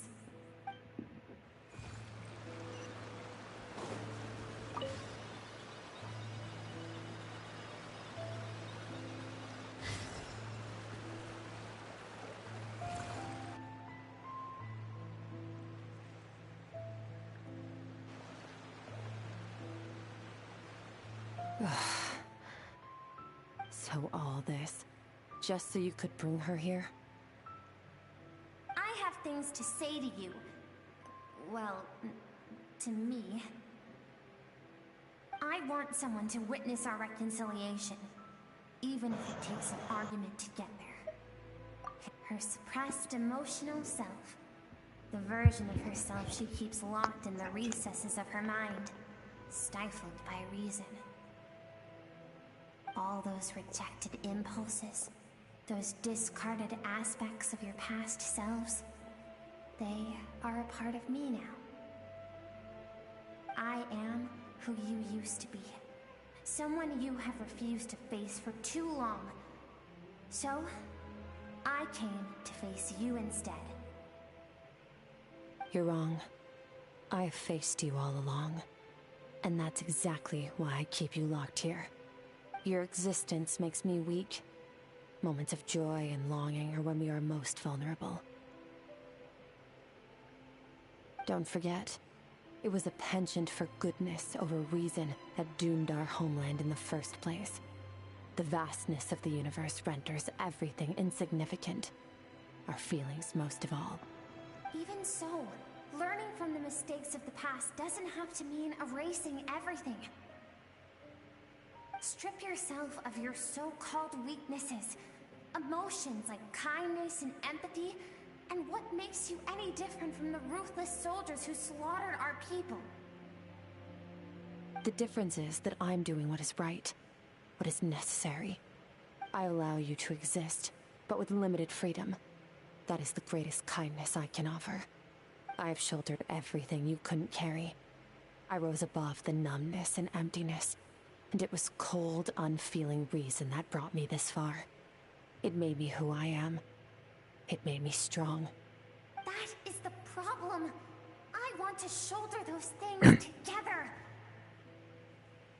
On the grand scale of the entire universe, maybe our feelings are vanishingly small, but why should that mean they don't matter?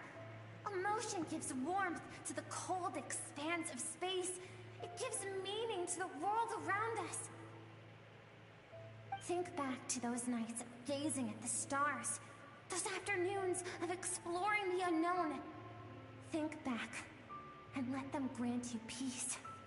A brief respite from the pressure you put on yourself.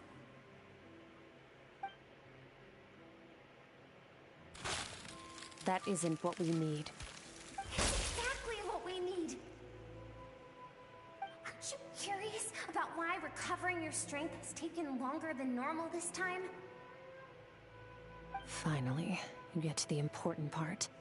That is the only answer I came here to find. Then look around. Look at your inner world. You cast aside your dreams and curiosity, and in doing so, you lost your original motivation. You severed all connection to who you used to be, so you can no longer draw strength from your past. Now, the only things driving you forward are fear and survivor's guilt. But these cannot take you far enough. And so, this river, the source of your strength, grows more polluted by the day. And do you think that means I should seek help from a weak little thing like you?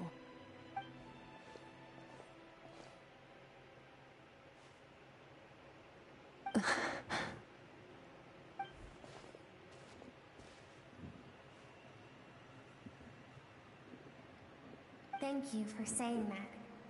I knew bringing you here would be the right choice. To be honest, I'm not here to argue with you.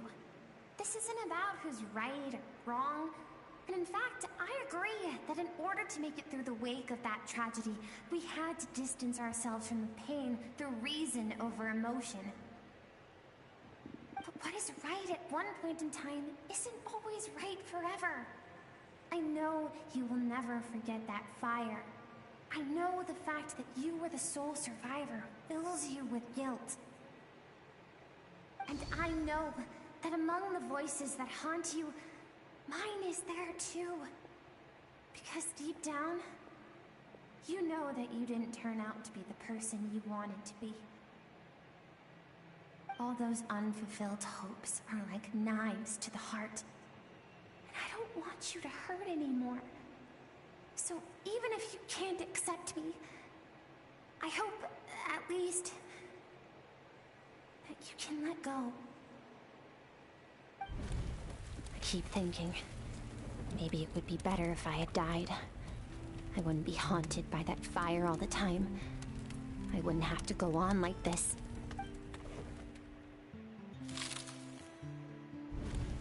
Your dad and I, we're not afraid to stare death in the face, but We need you to survive.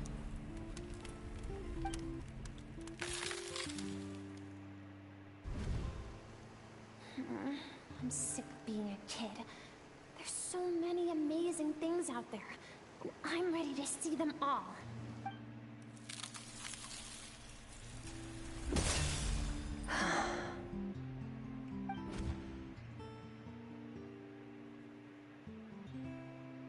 I remember. There was a song Mom and Dad always sang when we went out to fetch water. Dancing water. The sand along your path is begging for your song and movement. Will you carry this burden with you on your journey? I am not the dancing water, and you are not the burdensome sand. But if this is your wish, then I will carry you with me until the end. Thank you. I should be thanking you.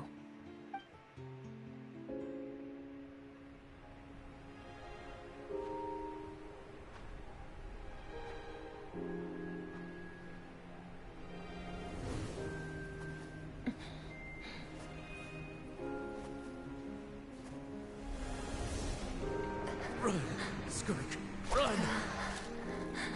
Remember, leave no one alive! Heed my words, Skirk.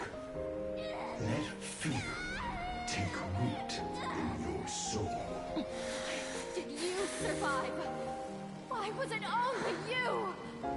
Skirk, did you become a positive light in this world?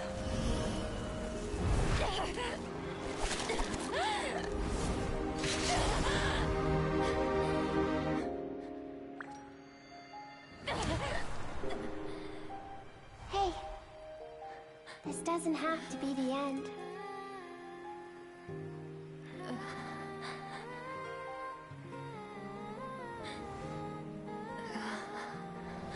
Life is a gift.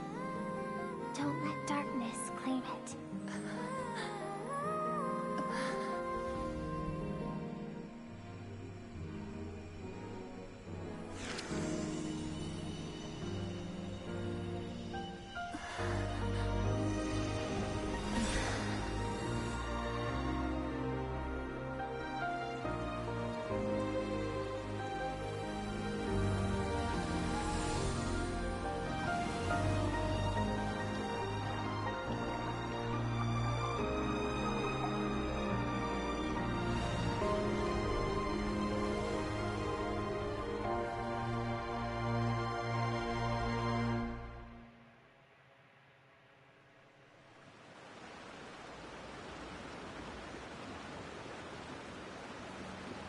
So, you saw my memories then.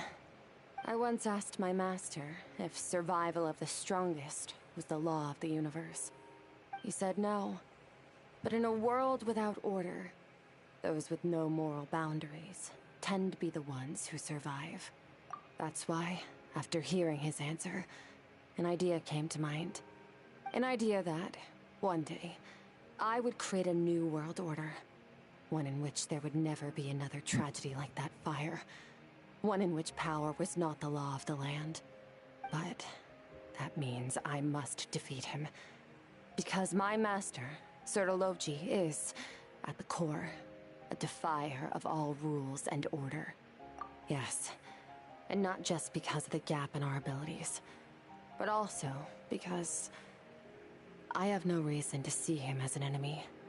Although his decision to train me was not made out of kindness, he did everything a master should.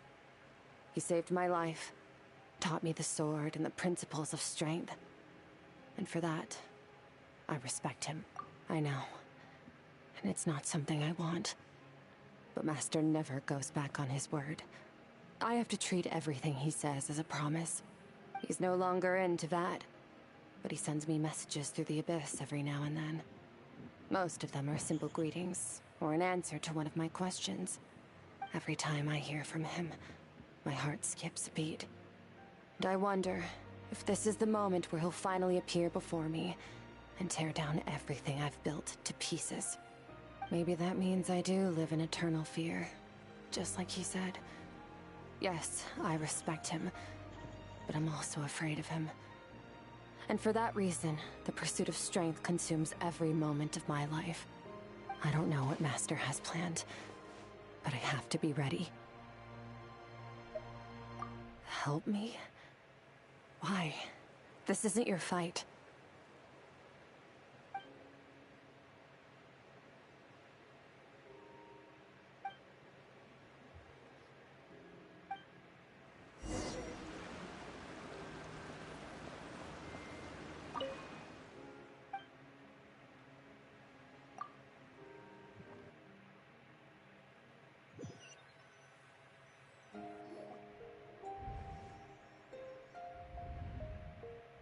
Oh, you're finally awake! Honestly, Paimon was gone for like 2 seconds and then she comes back and finds you both unconscious? Oh, you scared Paimon half to death! You're both okay, right? What does it look like? Only water from the source can cleanse the rot and filth that flows from the past into the future. I taught you to incorporate the experiences from your journey into how you fight. I suppose what happened today will become an inseparable part of who I am. Okay, so Paimon feels like she's missing some important context. But whatever.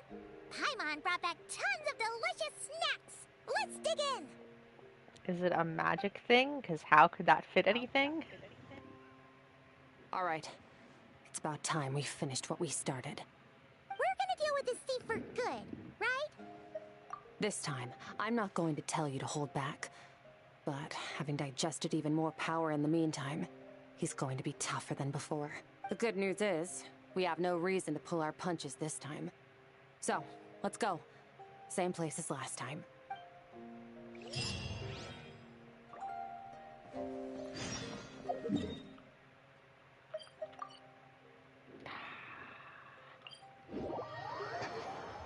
Walking. I am not spoiled. I am not spoiled. Fuck. And you have no stamina.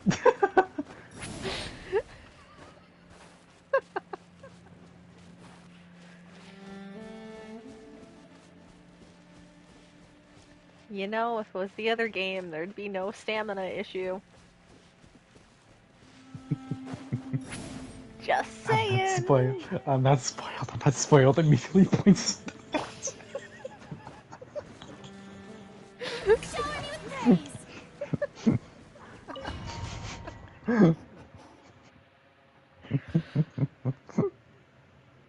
I've completely fallen.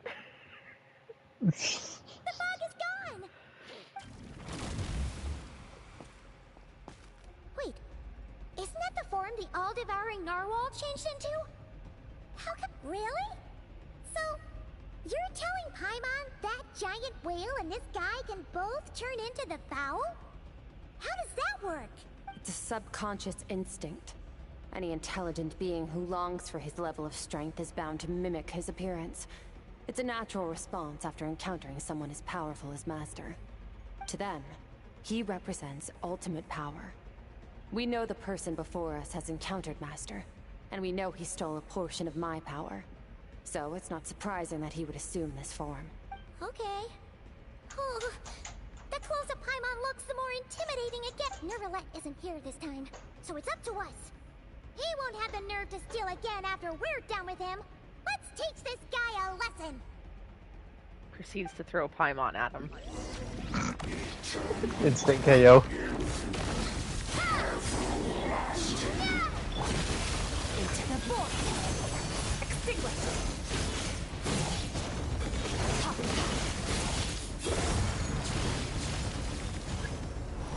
Haven't forgotten your training, I hope. Well, I failed at that.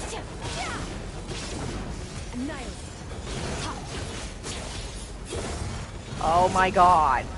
Fucking thing. Water jet!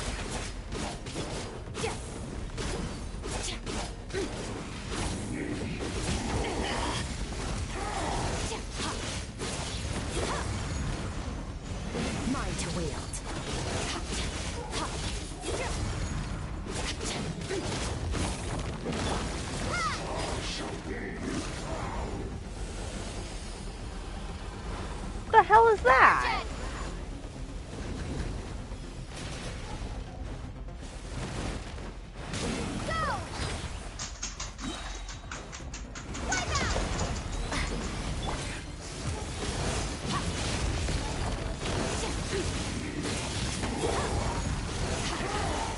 I'm blaming using Hydro Traveler is where I'm failing.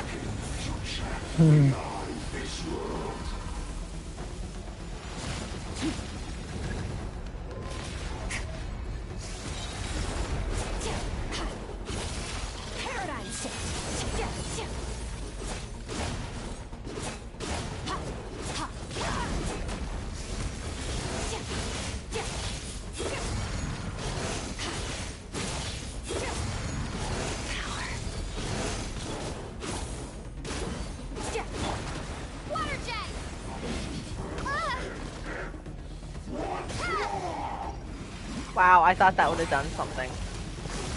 He's literally on 1 HP. I really thought that would have done something.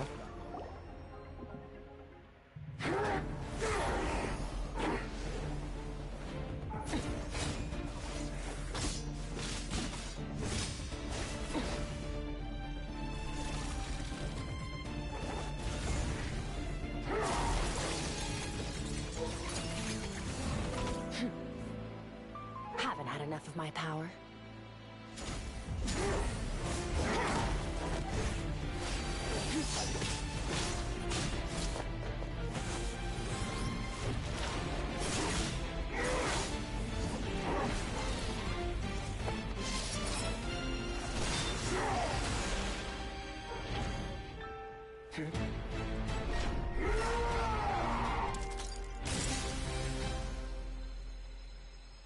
Well then, let's see how much more of this power you can handle.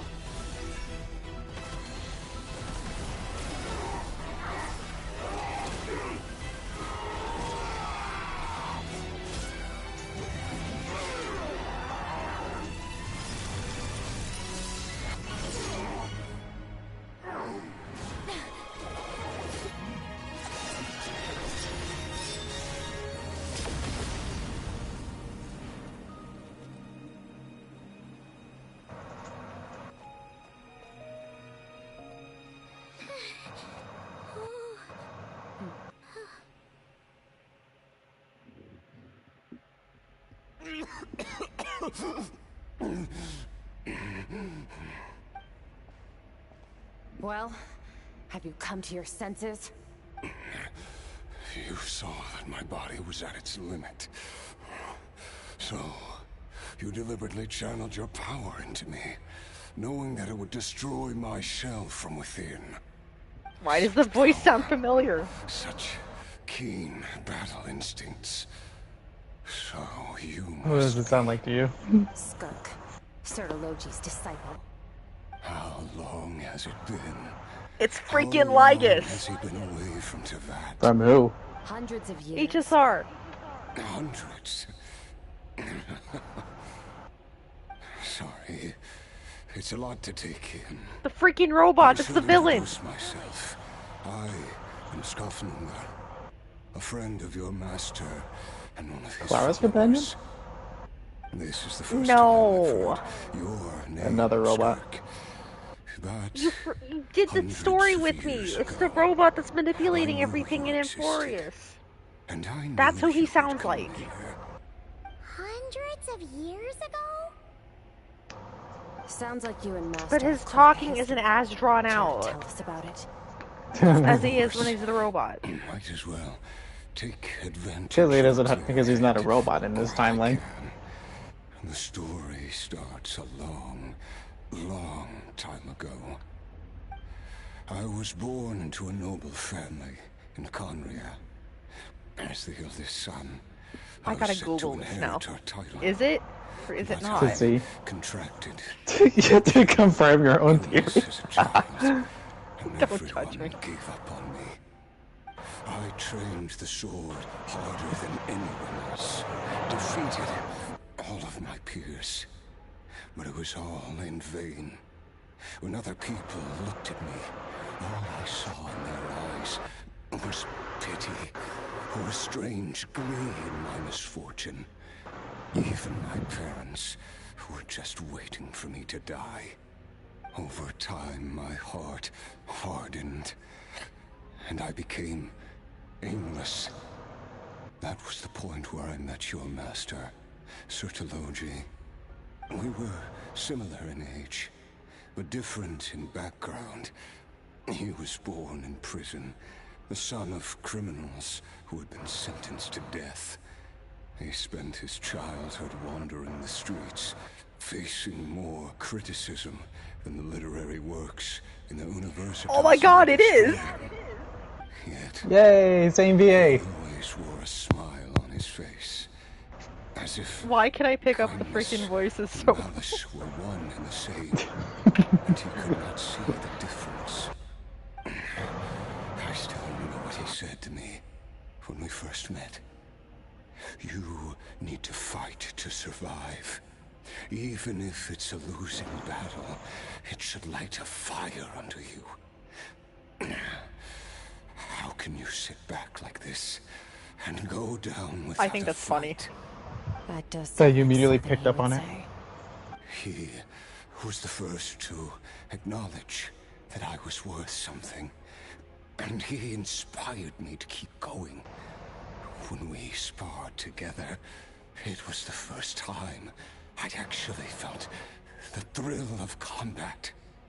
When I was 10, he stole forbidden research materials and managed to cure my illness. It was like there was nothing in this world he couldn't accomplish. When it came to the human form, he was always intent on pushing the boundaries of possibility. But somewhere along the way, I fell behind. My talents were nothing compared to his. And at some point, I realized he had pulled so far ahead, I was too embarrassed to even ask him to spar. After his grand endeavor was successful, he sought me out and said to me, "This planet no longer holds anything of interest to me, so I'm leaving. But first, I have an offer. I can use a power I have just refined to break the curse of immortality for you. Your death was once what we worked so hard to prevent. But the immortality you now face is a different kind of pain altogether." I'll pass. Immortality doesn't sound so bad to me. Since I can't die, it means I have an infinite amount of time to get stronger. Maybe I'll finally catch up to you one day, and we can spar like we used to. Are you sure? I cannot say when I will return. Your body, or rather, your soul, might not be able to withstand this curse. All I can do is try. After all, a wise man once told me, people need to fight for their own survival. Wise indeed. Nevertheless, if you grow weary of the pain of immortality, and wish to experience a good sparring match before you wither away, seek out my disciple. Disciple? Never thought I'd hear that word coming from you. Nor I. But Vedifenir said I was destined to find a disciple out there in the universe, and bring her to Tibet. You know as well as I, Vedifenir's prophecies are never wrong. Well, now I'm curious about who this disciple of yours will be. All Vedifenir said was that one day, the stars shall bow in her honor. Sounds pretty impressive. Of course. Only the most outstanding people would have the right to become my disciple. Still self-assured as ever, I see. But you're not wrong. I'll be leaving then. If you are serious about getting stronger, I left you a little gift in the primordial sea. As I've said before, walk whatever path you want. Freedom means even the wicked get to make their own choices. Waiting for me in the primordial sea was the all-devouring narwhal, already beaten into submission by Sertologi. In its weakened state, I was able to cut off part of its flesh and sew it into my own heart. Your heart? That sounds like torture. How did you even survive that? Because, of course, I bear the curse of immortality. So, you used the curse to turn yourself into a vessel for power. Even with that whale's ability, devouring power like that is not something the human body can withstand. With your body and soul constantly at the breaking point, it was the curse of immortality that sustained you. But that is not the path to strength. You have to pour your heart into it, work for it, dream of it. Instead, you stole something that didn't belong to you, and it backfired. You're right.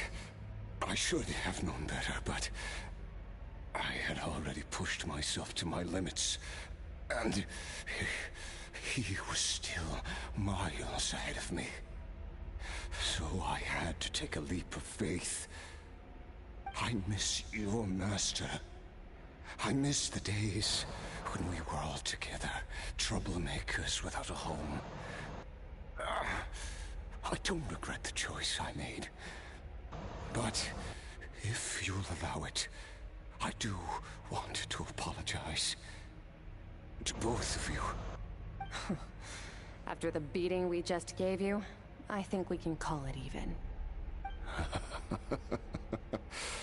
You're an interesting one as well. Sertologi's disciple. That's a lot to live up to. It can't have been an easy experience. I know what he's like.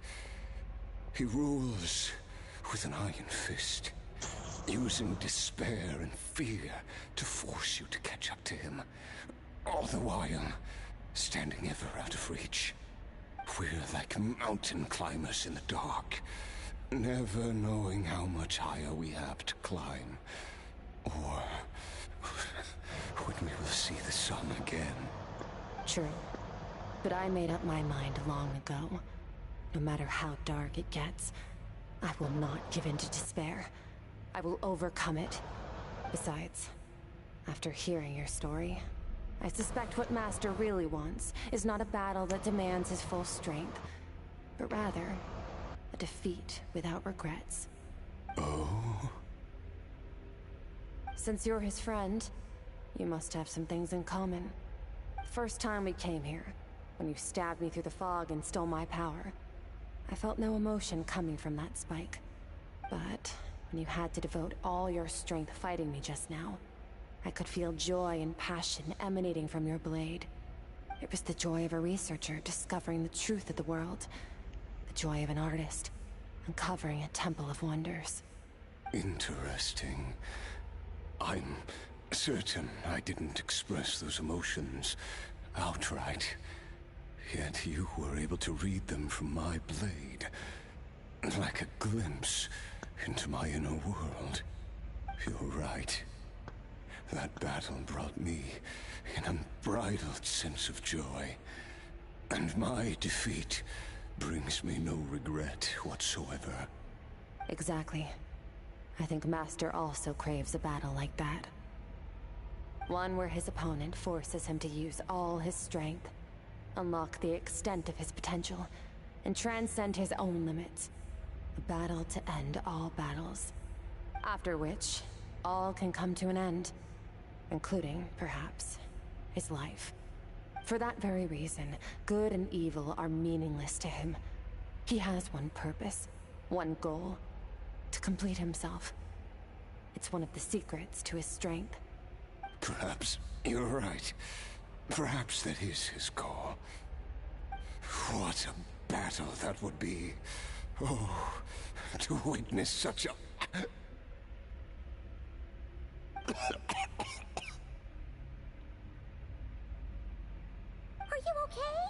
Too many different kinds of power are surging through my body.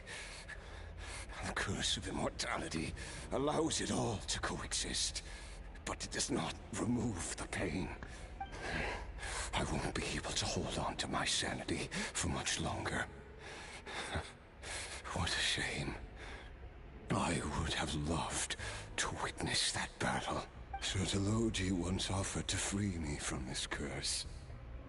Now, I must ask that of you, Skirk. Can you release me from the pain? I can, but not through death, if that's what you were hoping for.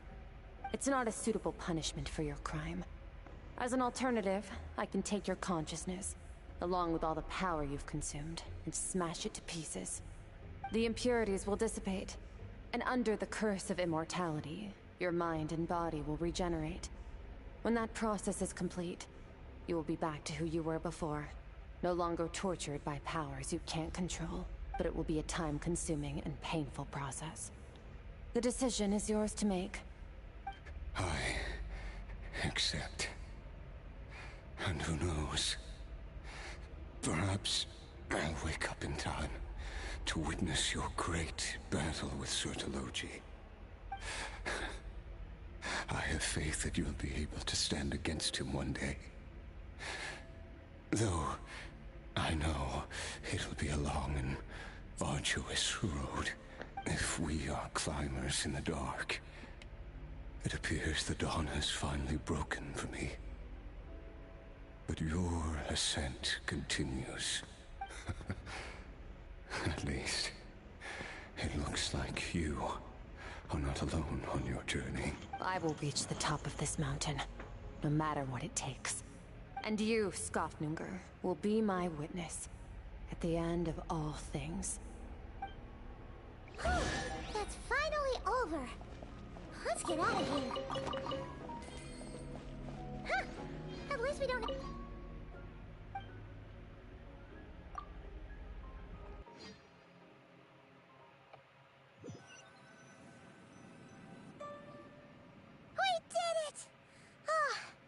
It's only been a few days, but it feels like forever. Once again, we've proved there's nothing we can't overcome. We're just that Paimon, awesome. who just floated there. Wow, you sound even more confident Space than usual. taker. Guess you really have become stronger. Credit stealer. It sure went by fast. It's night already. Oh wait, that reminds Paimon. The stars you mentioned, the ones that died out, are they back now? Yes. The power Skofnunger stole has been returned. So, the stars have regained their light. Is that the, oh my god. I can't think of what the name is. Floating in the background there. Their light was gone. There are so many stars in the sky. If a few disappeared, Paimon definitely wouldn't be able to tell. You know, the thing that smashed into the harbor. Because I have gazed upon this sky for centuries. The J Chamber? The yeah, I false couldn't think of the name. Hanging in the meticulously planned sky, glittering with rotten light. Well, it was there. It's not real. A second ago. And yet, it is for that very reason that I can look upon it and enjoy the momentary peace it brings. Even the most beautiful of bubbles has to burst. We will return to the real universe one day, whether of our own volition or not. Time marches ever forward. Even the innocent and naive will taste life's bitterness. Yet through hardship, we grow until we learn to seize the sands of time for ourselves and uncover our true strength. Though we gaze upon a false sky, its vastness and majesty is palpable. One can only wonder, what is it going to take for kindness to reign supreme in the vast expanse of the universe? Ugh, this is all going over Paimon's head. But if she knows one thing, it's that the Traveler always finds a way. Ever since we met, she has filled Paimon's days with happiness. No matter how tough things get, she always finds a way to make it better. If it's too big a job for one person, then we'll do it with two. And if two's still not enough, then three. We've met so many amazing friends and accomplished so many amazing things. As long as we don't give up, we can make any wish come true. I suppose when it comes to you, anything is possible. Well, I should be going. Now that my power is no longer isolated from my emotions, I need more practice to get used to it. I suppose fate will decide. Maybe we'll bump into each other on the street. Or maybe we'll reunite on a different planet entirely. Regardless, reunions and partings are but passing moments. More than anything, I hope that, at the end of this journey, wherever it takes us, we stand in a world reborn. One without war, pain, or forced partings. One where new life can bloom, even where there was once nothing but scorched earth. For this, we must all work to become stronger. Goodbye, traveler. Remember your training. Make sure to put it to use.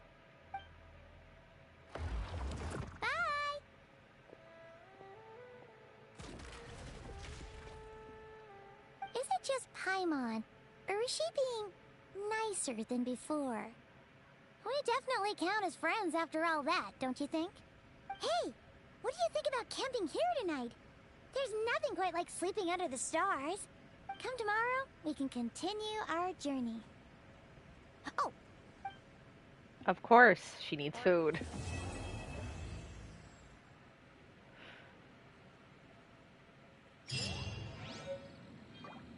That was good. That was a good story. Her backstory is really upsetting, the fact that her life as a child was taken away. Yeah, that's really depressing. But I mean, Her home was story. invaded. Her home was invaded, her parents were killed, and her master forced her to become into training. It was definitely one of the better And character stories, I think. she slowly isolated herself as she got older and pushed her older self away. It's up there with Cloran's D&D roleplay story, I will say. Thank you for completing. Yeah, that was still pretty good. Ad Astra.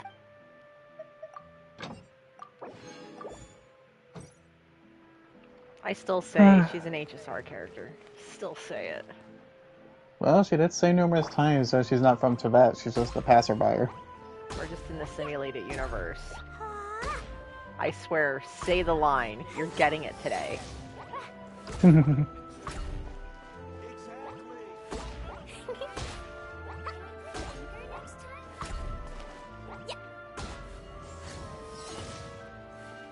And the fact that Hoyoung even admitted that her power is not of Tibet and she uses cryo to disguise it shows that her main ability is quantum. I still say HSR is going to show up with her. Something.